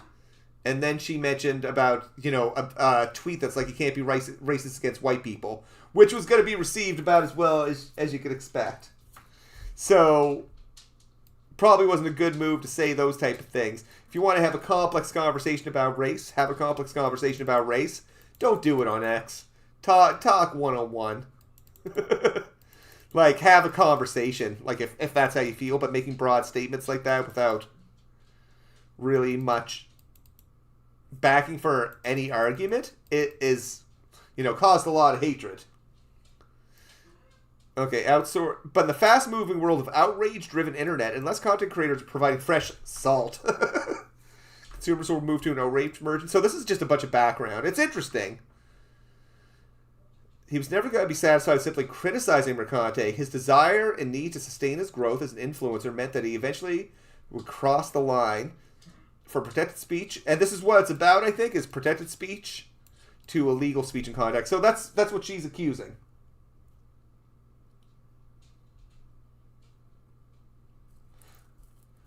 Yeah, or I didn't need, like, I want to put some thought into it, do some research. Like, again, the thing that still kind of lingers for me is, was he grooming this girl? Like, that's... If he would honestly answer a question of when do they start... I don't know. Is it when they start talking? I say these are things I got to think about. Because... But, again, did she say... Like, if I'm remembering correctly, sorry, coffee's running a bit low. Brain's moving that fast. But she said that she made up stuff about them dating when they were younger. And was that after, like, the... Was that about the DMs that got out there? Did that happen, like, right when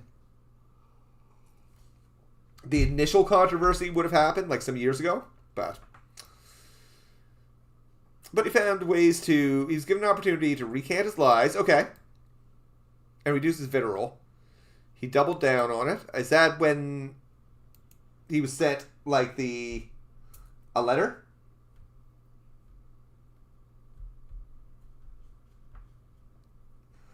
You're not rooting for Razer to be lying? Yeah. Yeah, exactly. I want to hope that no one was abused or anything like that. So, net's cutting out? No. Who would want that stink on the Mora? We're going to... we got some screenshots. We need to pull every lever to get activists out of the gaming industry. And that's kind of concerning because who gets to be the arbiter of this? Like, who gets to determine who has a job? And because someone has different political views than you, but they do good work, I think Prof. Brown's a good example. If you look at Prof. Brown, this person Smash has reported on, like, 3 videos. One video they said, this one person told me that they had this experience. I talked to a bunch of people at Firewalk, I say 4, that were like, no, that's much different. And again, they didn't even have that much agency. He did a video on that. He did a video on when they were looking for a job, almost as a prospective warning, or at least that's how it came across to me, to other employers. And then a video when they got a job being like, oh, EA's in trouble now that they got them. Why can't they both lose? Smash just doesn't feel genuine when he did sloppy things with his friends and grums. Yeah, that hurts credibility. Especially when they can actually get the man to work, yeah. So since receiving an indication that his conduct was illegal, again, this is from Alyssa's complaint. That's not us saying it's illegal necessarily. He's not only continued to produce content about Mercante, but continued the very same content which originally transgressed the rather lenient boundaries afforded to him. It began with him, but didn't end. What page are you on? Because I'm going to make sure I'm missing... Because I like to miss people's personal information, even though a number of them didn't give me that benefit. Every lever, that's just wild. Like, why would you want to ruin someone's life? Is he getting roasted? Oh, we'll take a look at that. Actually, yeah, we will. As a result of focus on Mercante and her rising star, she became a target for further harassment, which eventually led to her resignation. Simply, this case is not someone being mean to someone on the internet. It's an outrage merchant looking to boost his own profile, has latched onto a journalist merely covering the newsworthy stories of the day.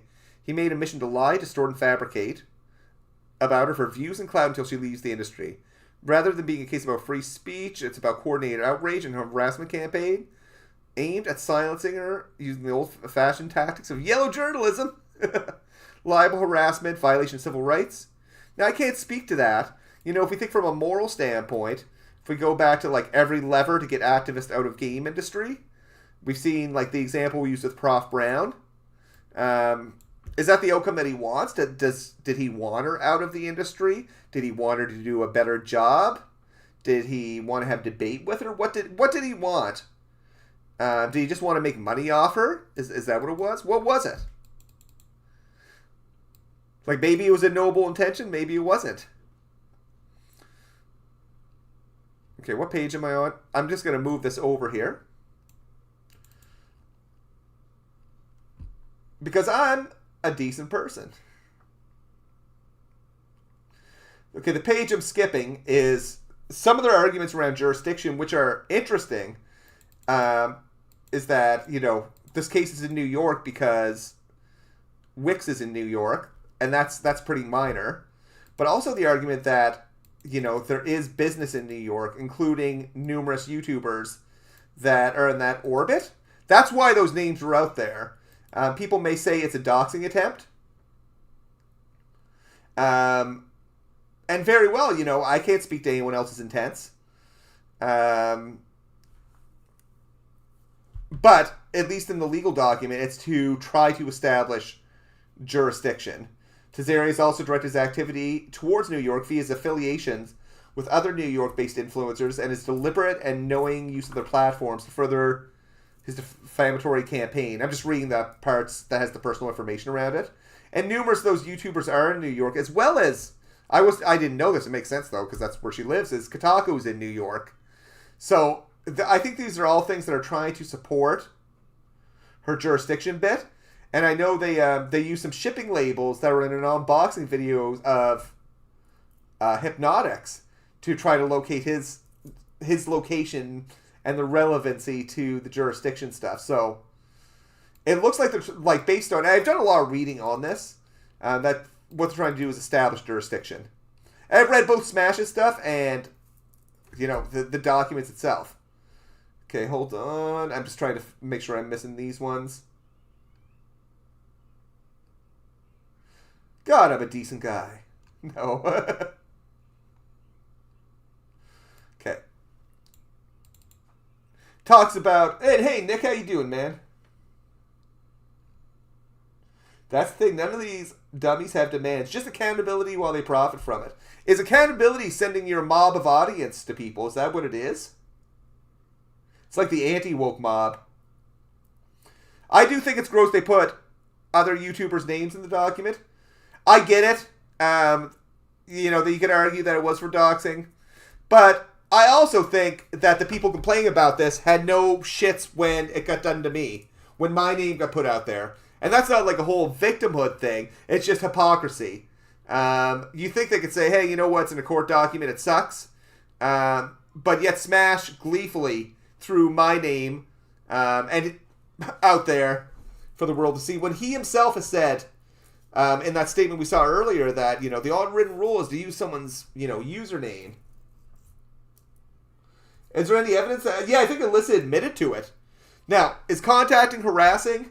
That's something that people have up for discussion.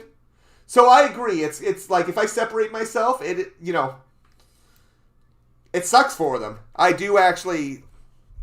I feel bad for them because I've had it happen to me, so I can empathize with that. And boy, don't like that word empathy a whole lot.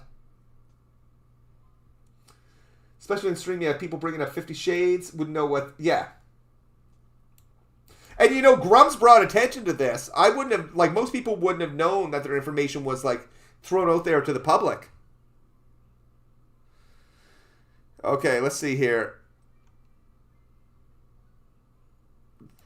Oh, this is about Kotaku. Welcome to the comprehensive directory of individuals who have worked or in some way related to Kotaku. a website that is historically shown to care more about pushing activist agendas. Man, these guys are just as much activists and narratives about video games. This is activism. Some of the worst writers, editors, and others who have contributed to the downfall of game journalism. Each entry provides relevant information. Whether you're a researcher, an enthusiast, what the fuck is an enthusiast? Or an industry professional, it's designed to spotlight the people behind the content. As we looked at it, very few of them are relevant to Kotaku's content.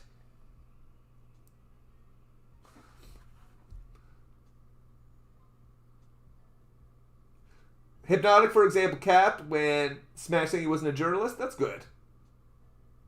Like, capped, is that good? Or he's like, no, you weren't. Nick said they put your family's address, phone numbers, emails, a lot more into social media. You didn't promote it. You went to the authorities to talk about it. Yeah. It sucks. It sucks. Like, I had my old job. It was like, people were like, yeah, he works there. We should contact them.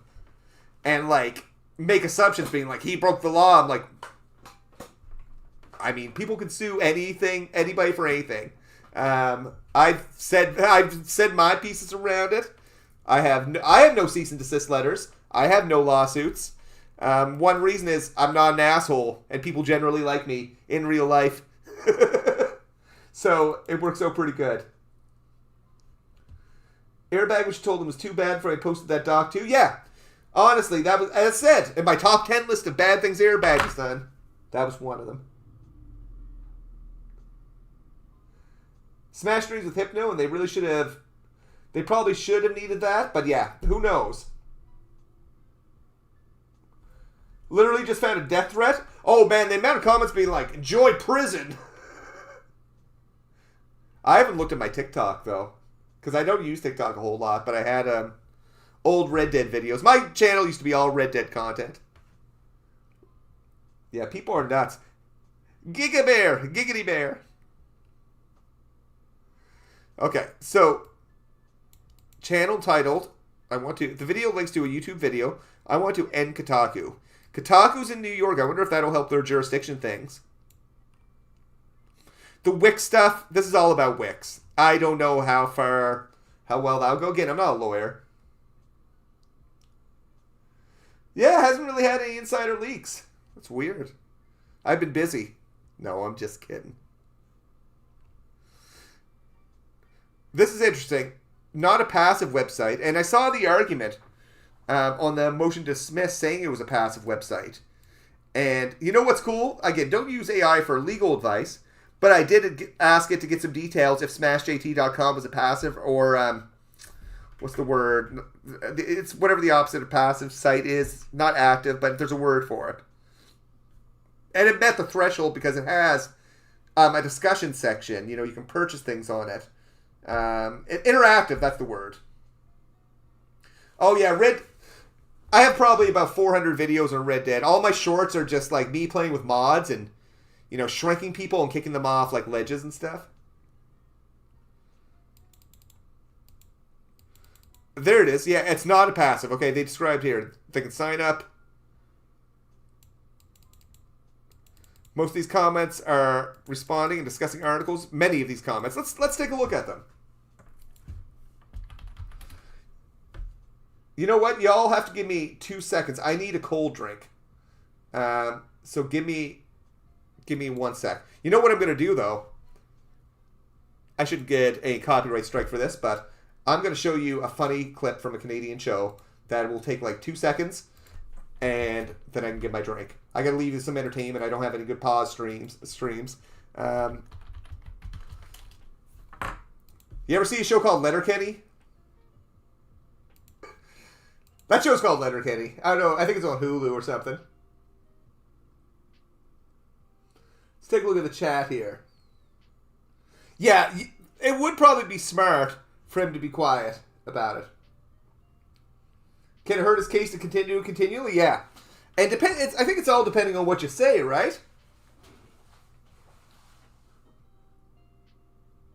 It's cute that you think, who's saying Smash will lose?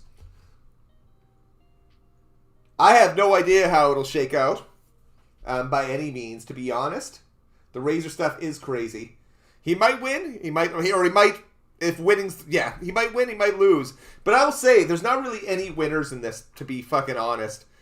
At the end of the day, the optics, I think, will just look worse and worse for both, because litigation's messy for everyone.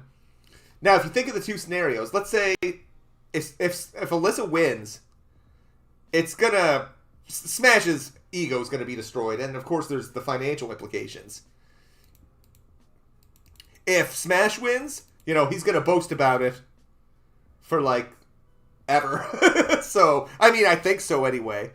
So he'll be devastated if he loses, and he'll be super happy if he wins, and we won't hear the end of it. So I wonder, though, a thought I had is if he could go back and be like, okay, if I just apologize and retract, I wouldn't have to deal with this. Would he have done that? Or would he take the risk and do it again? I don't know. Best change for it is to get dismissed. If it goes to trial, yeah, for him. If it goes to trial, she could get one thing. Who knows, though? Who knows? The response he put out was laughable. Yeah, and the thing is, Vex, it wasn't even addressing this. It was addressing the original complaint. This is the amended one, and this one's bigger because all the things that he said. Her crowdfunding for a settlement.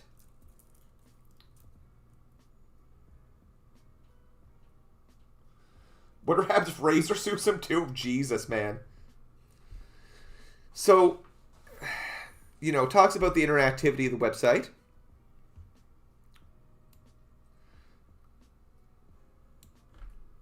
And then references Tazarian's defamatory statements about Mercante. Promises more salacious details behind the paywall. So, they get some paywall stuff. It's $4.99. Again, this is jurisdictional stuff they're trying to establish.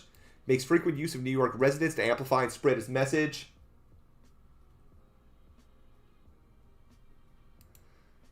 So this is all stuff to try to establish jurisdiction. It says the amount in controversy in the state. This case is more than $75,000. They say his income has exceeded that. I'm sure it did. At a good guess. A lot of super chats. Let alone ad revenue and revenue from the website and things like that. Because the mob damages far exceed that. I mean, again, that's their statement. Okay, this is the brief history of Gamergate. You know, that's a lot. Gamergate targets Kotaku. I mean, that's fair. But let's see about Alyssa. It talks about who she's written for. It's funny, they say she's out of the games industry. I just saw her in, where is she? Rome? Isn't she doing, like, something for Digital Trends? I forget the name of the publication, but reviewing a video game. As a result, Mercante left her position at Kotaku. And again, without her focus, Kotaku's managerial staff wouldn't felt any pressure. Now, I don't know if I agree or disagree with this. I think one of the things that led fair or unfair was Destiny amplifying it. Her interaction with Hassan, I think. This part I don't know a whole lot about. It is a bunch of people just screaming at each other. It's like, I don't know, if you're getting the lawsuit threats, you think you'd take the steps to try to not have them. There's a point, look up Robert Merckx versus Enthusiast Gaming. Case took place in Canada, but similar to this. Okay. It's... yeah. It's just, man, there's never any winners. Like... and if we look at the turn of events, like, you know, one person felt like they were getting, you know, I'll use a blanket word, harassed, you know, they said, you know, they obtained legal counsel to say, hey, or not even harassed, they felt lied about. That was the thing. They sent a letter to say, hey, you're lying about me, or I think you're lying about me. Can you retract and apologize? And they say no.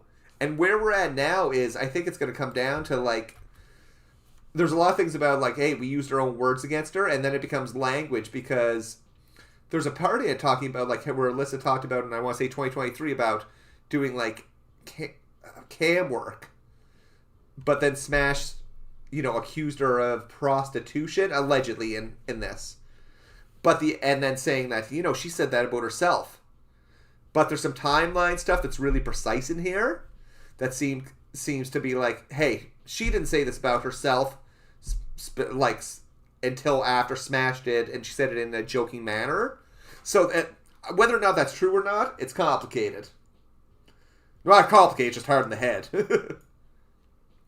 And again, maybe some of this is incorrect, and the response, which, again, the Vex, the one you referenced, his response is weak. Should be an updated one. I want to say the 5th of May. I think that was the date on it. So it just talks about Jeff's YouTube channel, escalating campaign. During March, he was a small-time pundit in a large pond of influencers. Complained about Paul Tassi, or tweeted to Paul Tassi. At that point, he had about 20,000 subscribers. Right now, he's about 110, 115-ish. He's bragging about his views. Good for him. Talking about his growth. Gamergate. Jeff Grubb.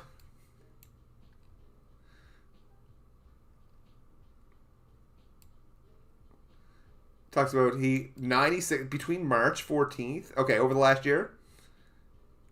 96 videos, but it says 93 here. Weird. Little inconsistency information, but I'm sure that happens in legal documents.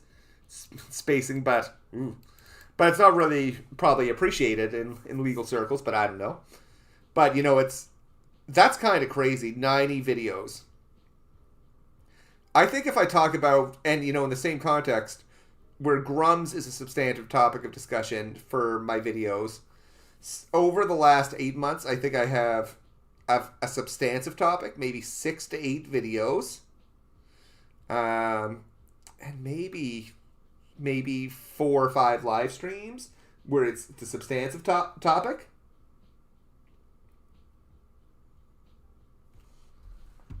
Okay, let's see here. Alyssa is obsessed. He posted a rant. This is,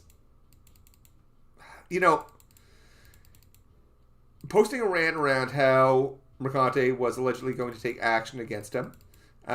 It's nerve-wracking, I'm sure, because I remember I saw a tweet from Smash being like, should I sue him about me? And I made a video about it, saying how that would be a pretty stupid idea. But, I get it. But then he made his aims clear, it says. Want to shut down Kotaku. Created a change.org. Okay. I didn't know that or remember that. Oh, Kotaku Detective's pretty new. I thought he was doing it for a while. So that was on May 24th. Oof. A comprehensive directory of individuals who have worked. See, I do find this kind of weird. It's like the same thing as the list on X or Twitter. As we talked about this, again, I don't know the gender, sexuality, and race of everyone on there. This, though, by hold accountable, speaking in code for harass into silence. Chad, what do you think about that? Do you think, does it mean anything else? Like, I'm trying to keep an open mind, because I have heard him use that language like hold accountable, hold them responsible. Like, what else is it other than not me having a one-on-one conversation with someone and making that change, other than I'm going to make my audience mad because I know what they will do. Let's see here. With one side of his mouth, he'll feign the belief that harassment is bad and warn his followers against it, while showing actual approval by his own actions or liking and reacting publicly and positively to statements made by targets of others. I mean, this is I've seen this type of writing from him. I'll do my best Smash impression. It's a fascinating scenario to witness in real time especially considering the apparent hypocrisy in Mercanti's statements. To be clear, yet again, I do not condone anyone harassing Alyssa Mercanti or her family members, but, see, you could have left the but out, because saying you don't condone something, but then you find it really funny, is wild. And yeah, when he refuses to speak to the opposition, yeah, it's empty. Yeah, he won't speak to me publicly. We've had some DMs though, and they're kind of funny.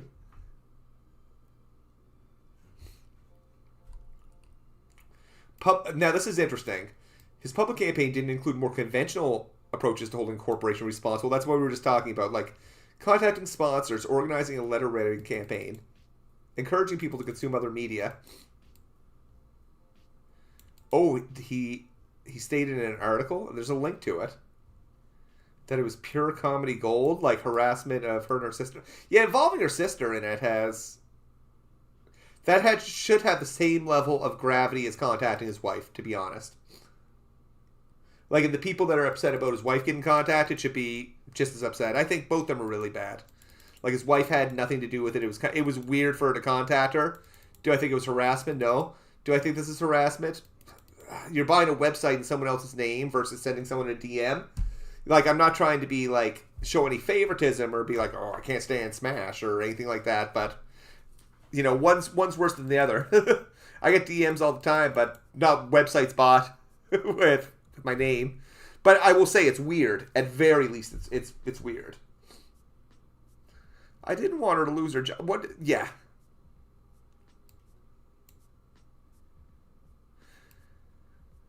That such harassment was not an appropriate or mature response, but it highlighted the consequences of one action. It's the same deal. While professionally, I'd say it's not an appropriate or mature response, it does certainly highlight the consequences of one actions. Like, it's one of those things that if you don't think it's a appropriate or mature response, you can either say something different or probably not say something at all about it. Not give it a kind of gravity. He knew what the results of his actions. Kotaku's a mess while employer Kotaku is yes to publicly state any reprimanding actions. Like, you ever get in trouble at work and have the internet be the ones to hold you accountable? Like, that's really weird. Like, imagine, like, thinking that you have any right to know what's going on behind the scenes at a company you don't work for. It's just weird. Oh yeah, never gave off any Vipers vibes. They really painted me as such. Yeah, I'm a pretty chill guy, pretty open, pretty understanding. His work frequently generates comments that threaten to go after people who writes about what? Here, let's take a look at some of mine. Hold on, I'll bring up my article. Let's do a little search for McDizzle in here.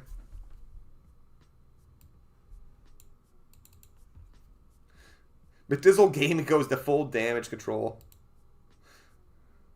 He was so mad.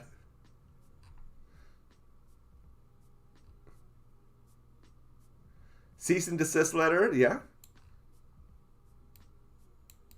He was so mad they got a cease and desist letter. I just want to see what the comments. 7 comments.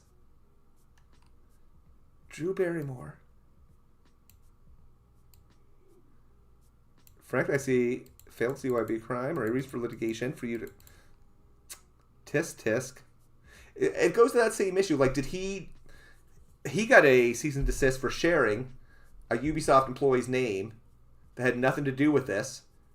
If I was a betting man, I would bet that person probably got piles of messages that wanted no involvement with this, and I was fucking horrified. Keep in mind, I'll share with you, I apologized to them well before that. The moment I saw that, I'm like, holy fuck. I feel so bad, but that's why he got a cease and desist. I didn't expect he would share that person's name. At least it's a step up from Mercante. Okay.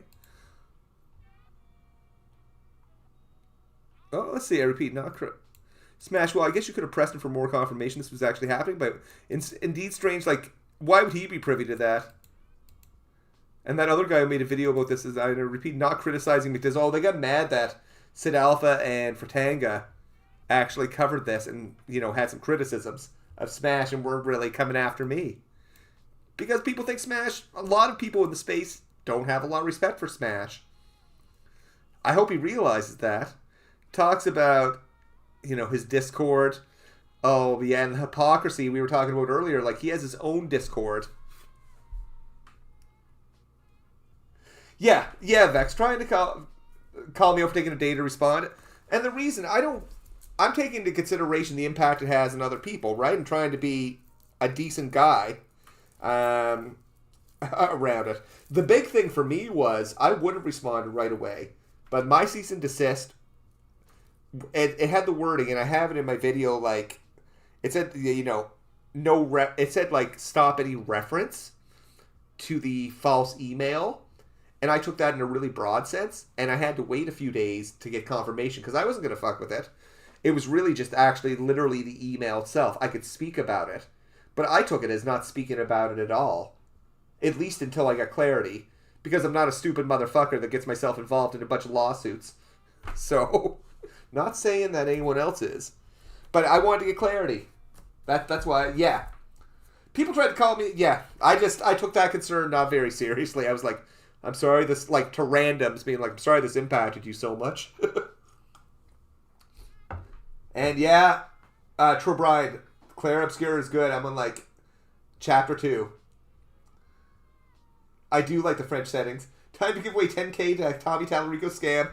I was thinking, that picture of, like, Putin shaking hands with each president? I think you could have, like, Smash as Putin, and, like, Tommy Tallarico, and then Grums as the presidents. I think that would be kind of funny. Okay. Tazaria's fans and followers frequently discuss Mercante in the SmashJT Discord, including plans to bully, harass, and sick the trolls on her. Bullying is good. We bully bad people. Does Alyssa have a Discord? We can sick the trolls on her. We need to search the archives for the marriage certificates and find the dude. That's fucked up. Tazaria acknowledges that harassment of her is profitable. She's a content mind. I mean, he did acknowledge that. Honestly, yeah. And I'm just like, I'm good to be away from my own drama, but I don't mind talking someone else's, but it's a fine line. I do like the analysis of it. Okay, it says he made it clear that he approves and endorses. I don't know if he approves or endorses, but he knows it. I would be very surprised if he didn't know if it happened. On or around, Cesario posted horrification. What's that? Like Alyssa Mercante does? This is the root of a lot of it, isn't it?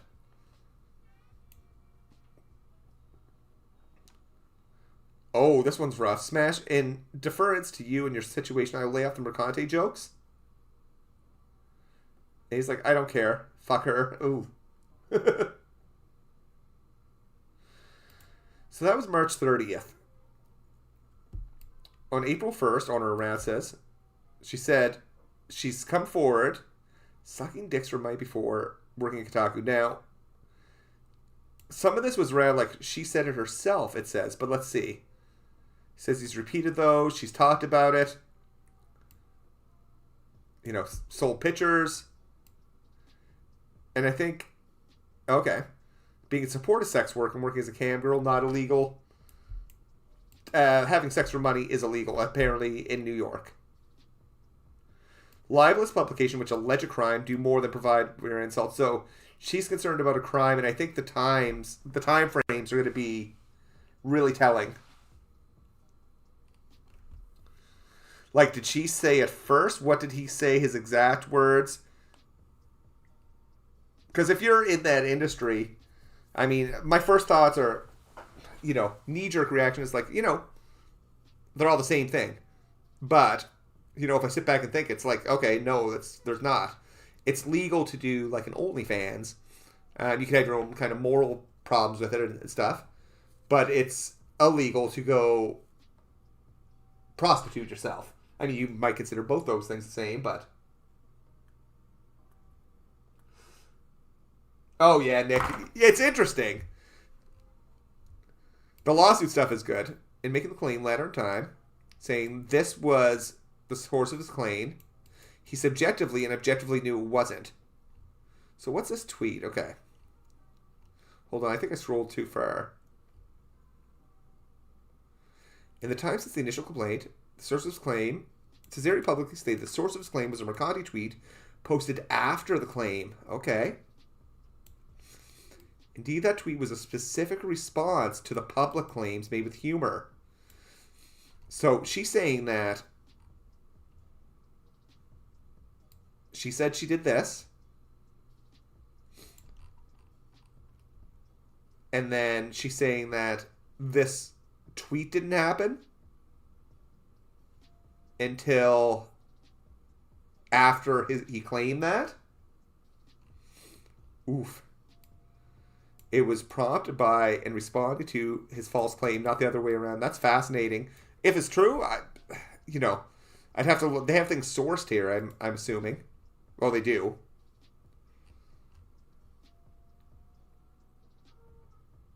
Again, they have a response. I want their response that comes out May 5th is going to be really interesting, or by May 5th. Ooh.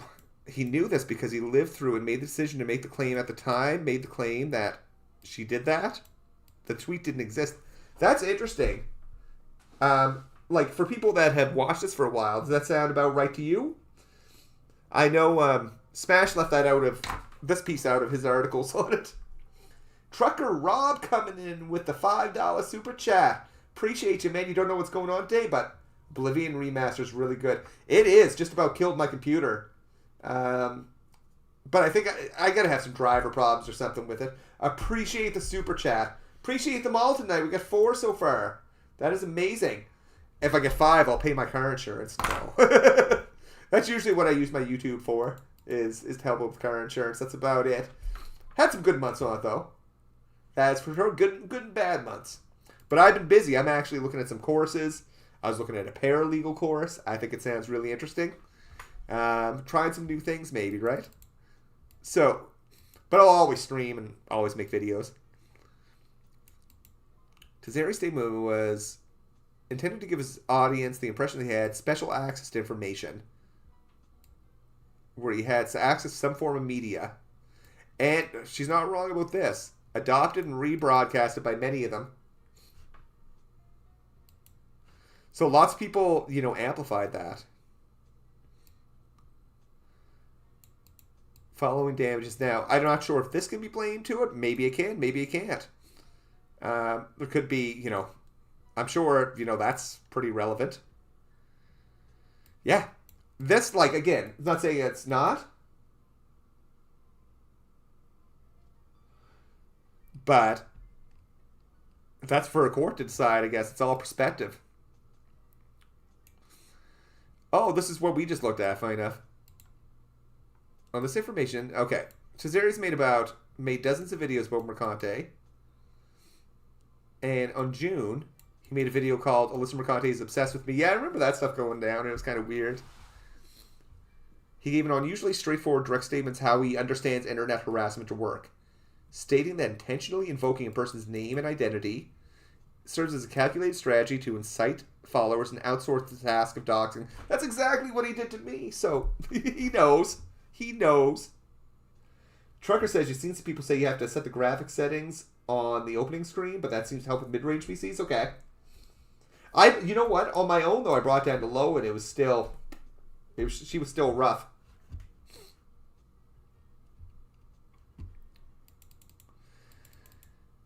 So he knows all this. Yeah, I think he's from Cali. Posted over 100 tweets referring to her by name, 90 videos, 150 hours, 50 blog posts, and a partridge in a pear tree. Okay, Kiwi Farms. Yeah, been there. Tesaria immediately put out a video declaring that she's fled Twitter when karma came for her. Bro just doesn't know when to stop, though. That's his limits. Have some.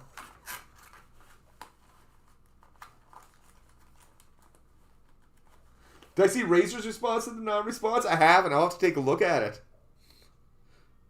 we'll get through a good chunk of this. Again, I'll throw the links in here for you if y'all want to take a look at it. It has all the documents, not just hers, as well as the response. Okay, let's see here.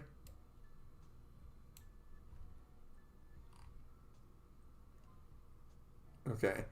Tazeri featured the... Let's see here.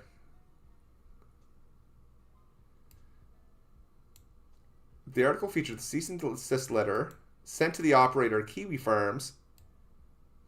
So they sent a cease and desist letter to Kiwi Farms. Within hours of Tazeri posting the video, her counsel and firm began receive an onslaught of harassing phone calls and emails, several of which threatened violence that went on for several days. Many of these communications were sent under the sender's real names, but some of them obscured their identities. They're going saying the timing and content was motivated by and to his video on the topic. On that information, he featured the letter with the intent that his followers harass Mercante's counsel in that way.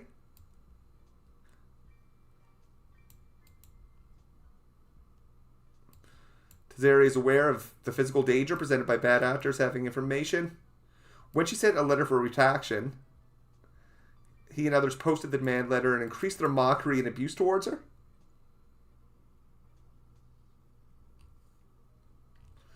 Let's see. And again, this is just me reading through it.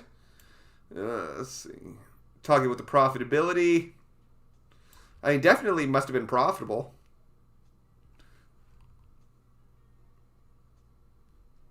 Let's see here. Oh, the followers. They echo what he says. They create their own set of videos, amplifying, saying, stoking that same stuff. It does not appear, this is probably accurate. Oh yeah, they'll if there's errors in whatever Smash's content is, that'll carry on.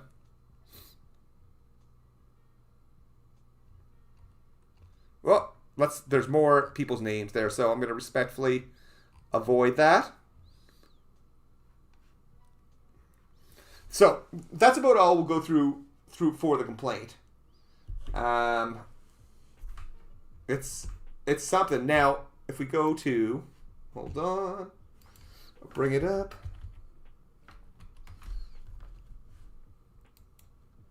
The thing is, there is a response to it, but it's not a response to this. I don't even know why Smash shared this the other day. He sometimes seems more concerned with the court of public opinion than the actual court. The court cases. The public opinion doesn't really matter. Where is it? Like, this was done. This was the original complaint.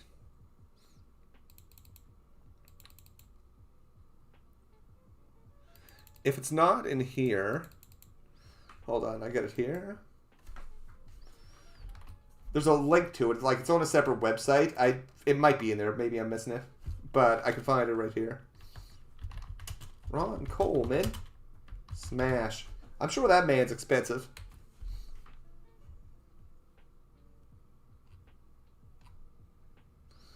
Let's try SmashJT.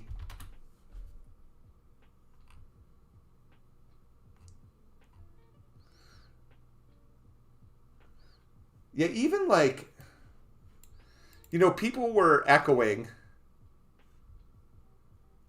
these things being like, not a victory, but certainly a step in the right direction. The thing is, his response, and if I go to, I'll bring up old Mr. Coleman here, and we'll bring up the actual response. The response isn't addressing that 80-something page complaint, like 87 pages. It was addressing the initial complaint, which was this. It went from 54 to 87 pages. Oh, this part might... If I go here, hold on. Just looking for figure, public figure, because I read this before.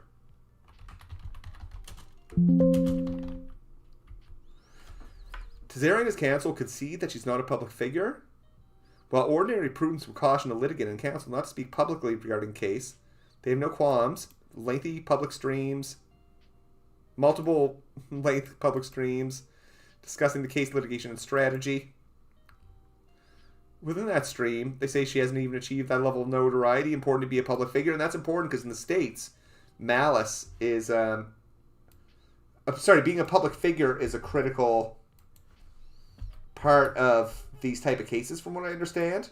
So, you know, if they concede she's not a public figure, it doesn't mean she's not a public figure, but it may make it a little tougher to try to argue that point that she is if they've already conceded that. I'm just looking for Ron's response.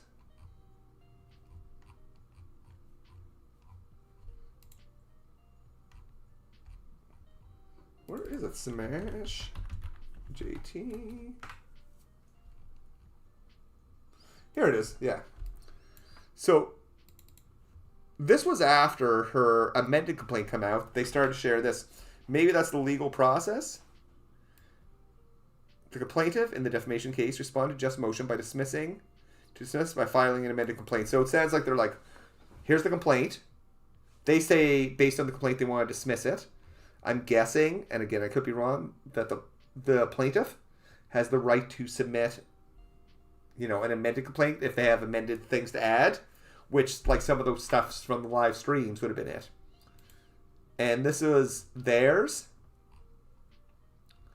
And lots of kind of cases, things like that. Does that mean it will be more successful? I don't know.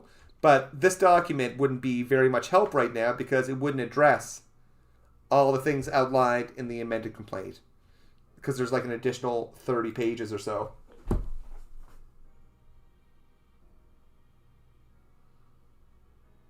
Trucker Rob says the good kind of fat, like a blueberry. Red State says the whole lawsuit could have been avoided by both Smash and Alyssa. How much money are the two willing to milk out? Yeah. Honestly. Yeah, it sounds like it vexed. Like, I have to take a look at those replies. We'll take a little gander. Trucker Rob says public figure in terms can mean a lot of things. Journalist by default makes it, but how relevant is it? I don't know. We'll find out. Let's take a look at some of those responses on the Razer Fist video. And then I probably got to go. I noticed my voice starting to go. Thank you for all the super chats tonight. We got 4, and that is amazing and helpful. I appreciate yous. Hold on, bringing up Razer. What was he calling him? Gash JT?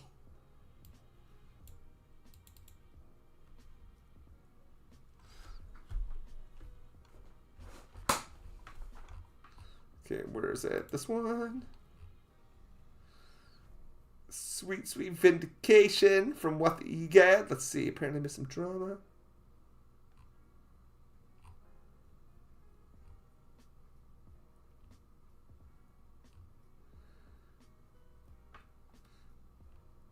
Let's see. Yeah.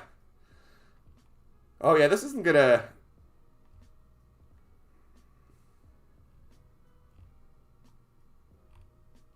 Chat, is SmashJT cooked? People are pretty sympathetic, and, you know, it's tough. I'm sure it's tough being in those relationships. Put the insurance in the bag. Yeah, I need to. It went up. Damn, Canada. But thank you for your American money, folks. It's like, you know, Trucker Rob just dropped $10. I can put a mortgage down now. Thank you for your American money, sir. I appreciate your American currency. Thank you.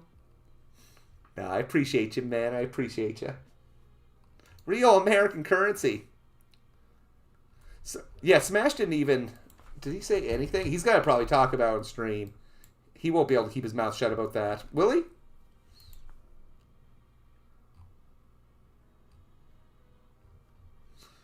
No. But yeah, again, pretty reasonable response. Again, he said, she said stuff, but it started with he said, she said. And, well, he said it back, provided, you know, some additional evidence. That does put my mind a bit more at ease around the grooming allegations, because no one wants to hear that. But again, I'm going to watch it again with kind of a level mind off stream and so forth. But I had a good time tonight. I'm probably going to go get some snacks, kind of a not short stream, but I yap for a lot. I'm a certified yapper, and this throat's kind of getting a bit sore from all the yapping. So I'm gonna shut my mouth out. Shut my mouth up. Check Smash's most recent post. He responded. Okay, I'll do that first. Here, let's check it out.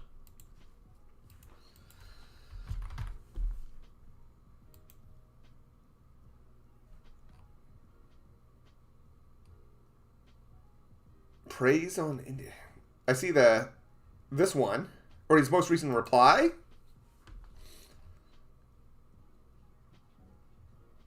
Ooh, he's got a lot of comments.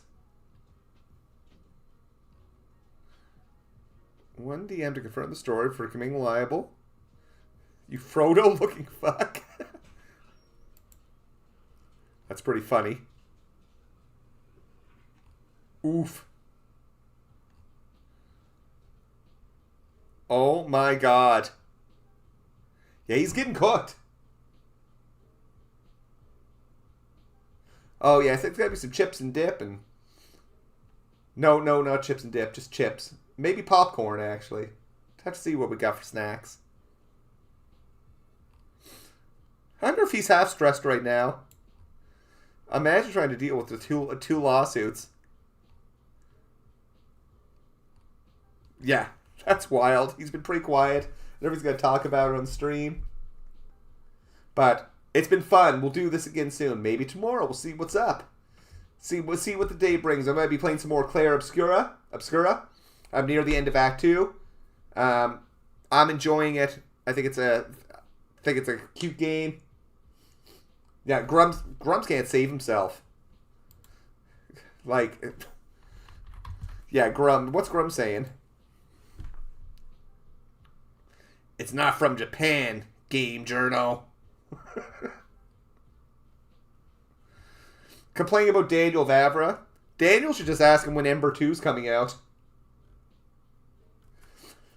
Yeah. Ron Coleman's making some sweet cash. The Coleman bucks. Daniel Vavra, they hate the anti-woke crowd now. Wouldn't you if you were him? I'd be pissed off if I was him too. Like, not saying he's a bit of a dick. At very least, though, he's at least... Kingdom Come Deliverance was fun. I enjoyed it. I still have to get through it.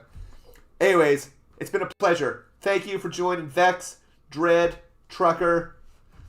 Appreciate y'all. Thank you so much, and you have an excellent rest of your evening. Thanks for watching some of this drama stuff with me and giving me your thoughts and listening to mine. Again, it's been a pleasure. Take care, folks.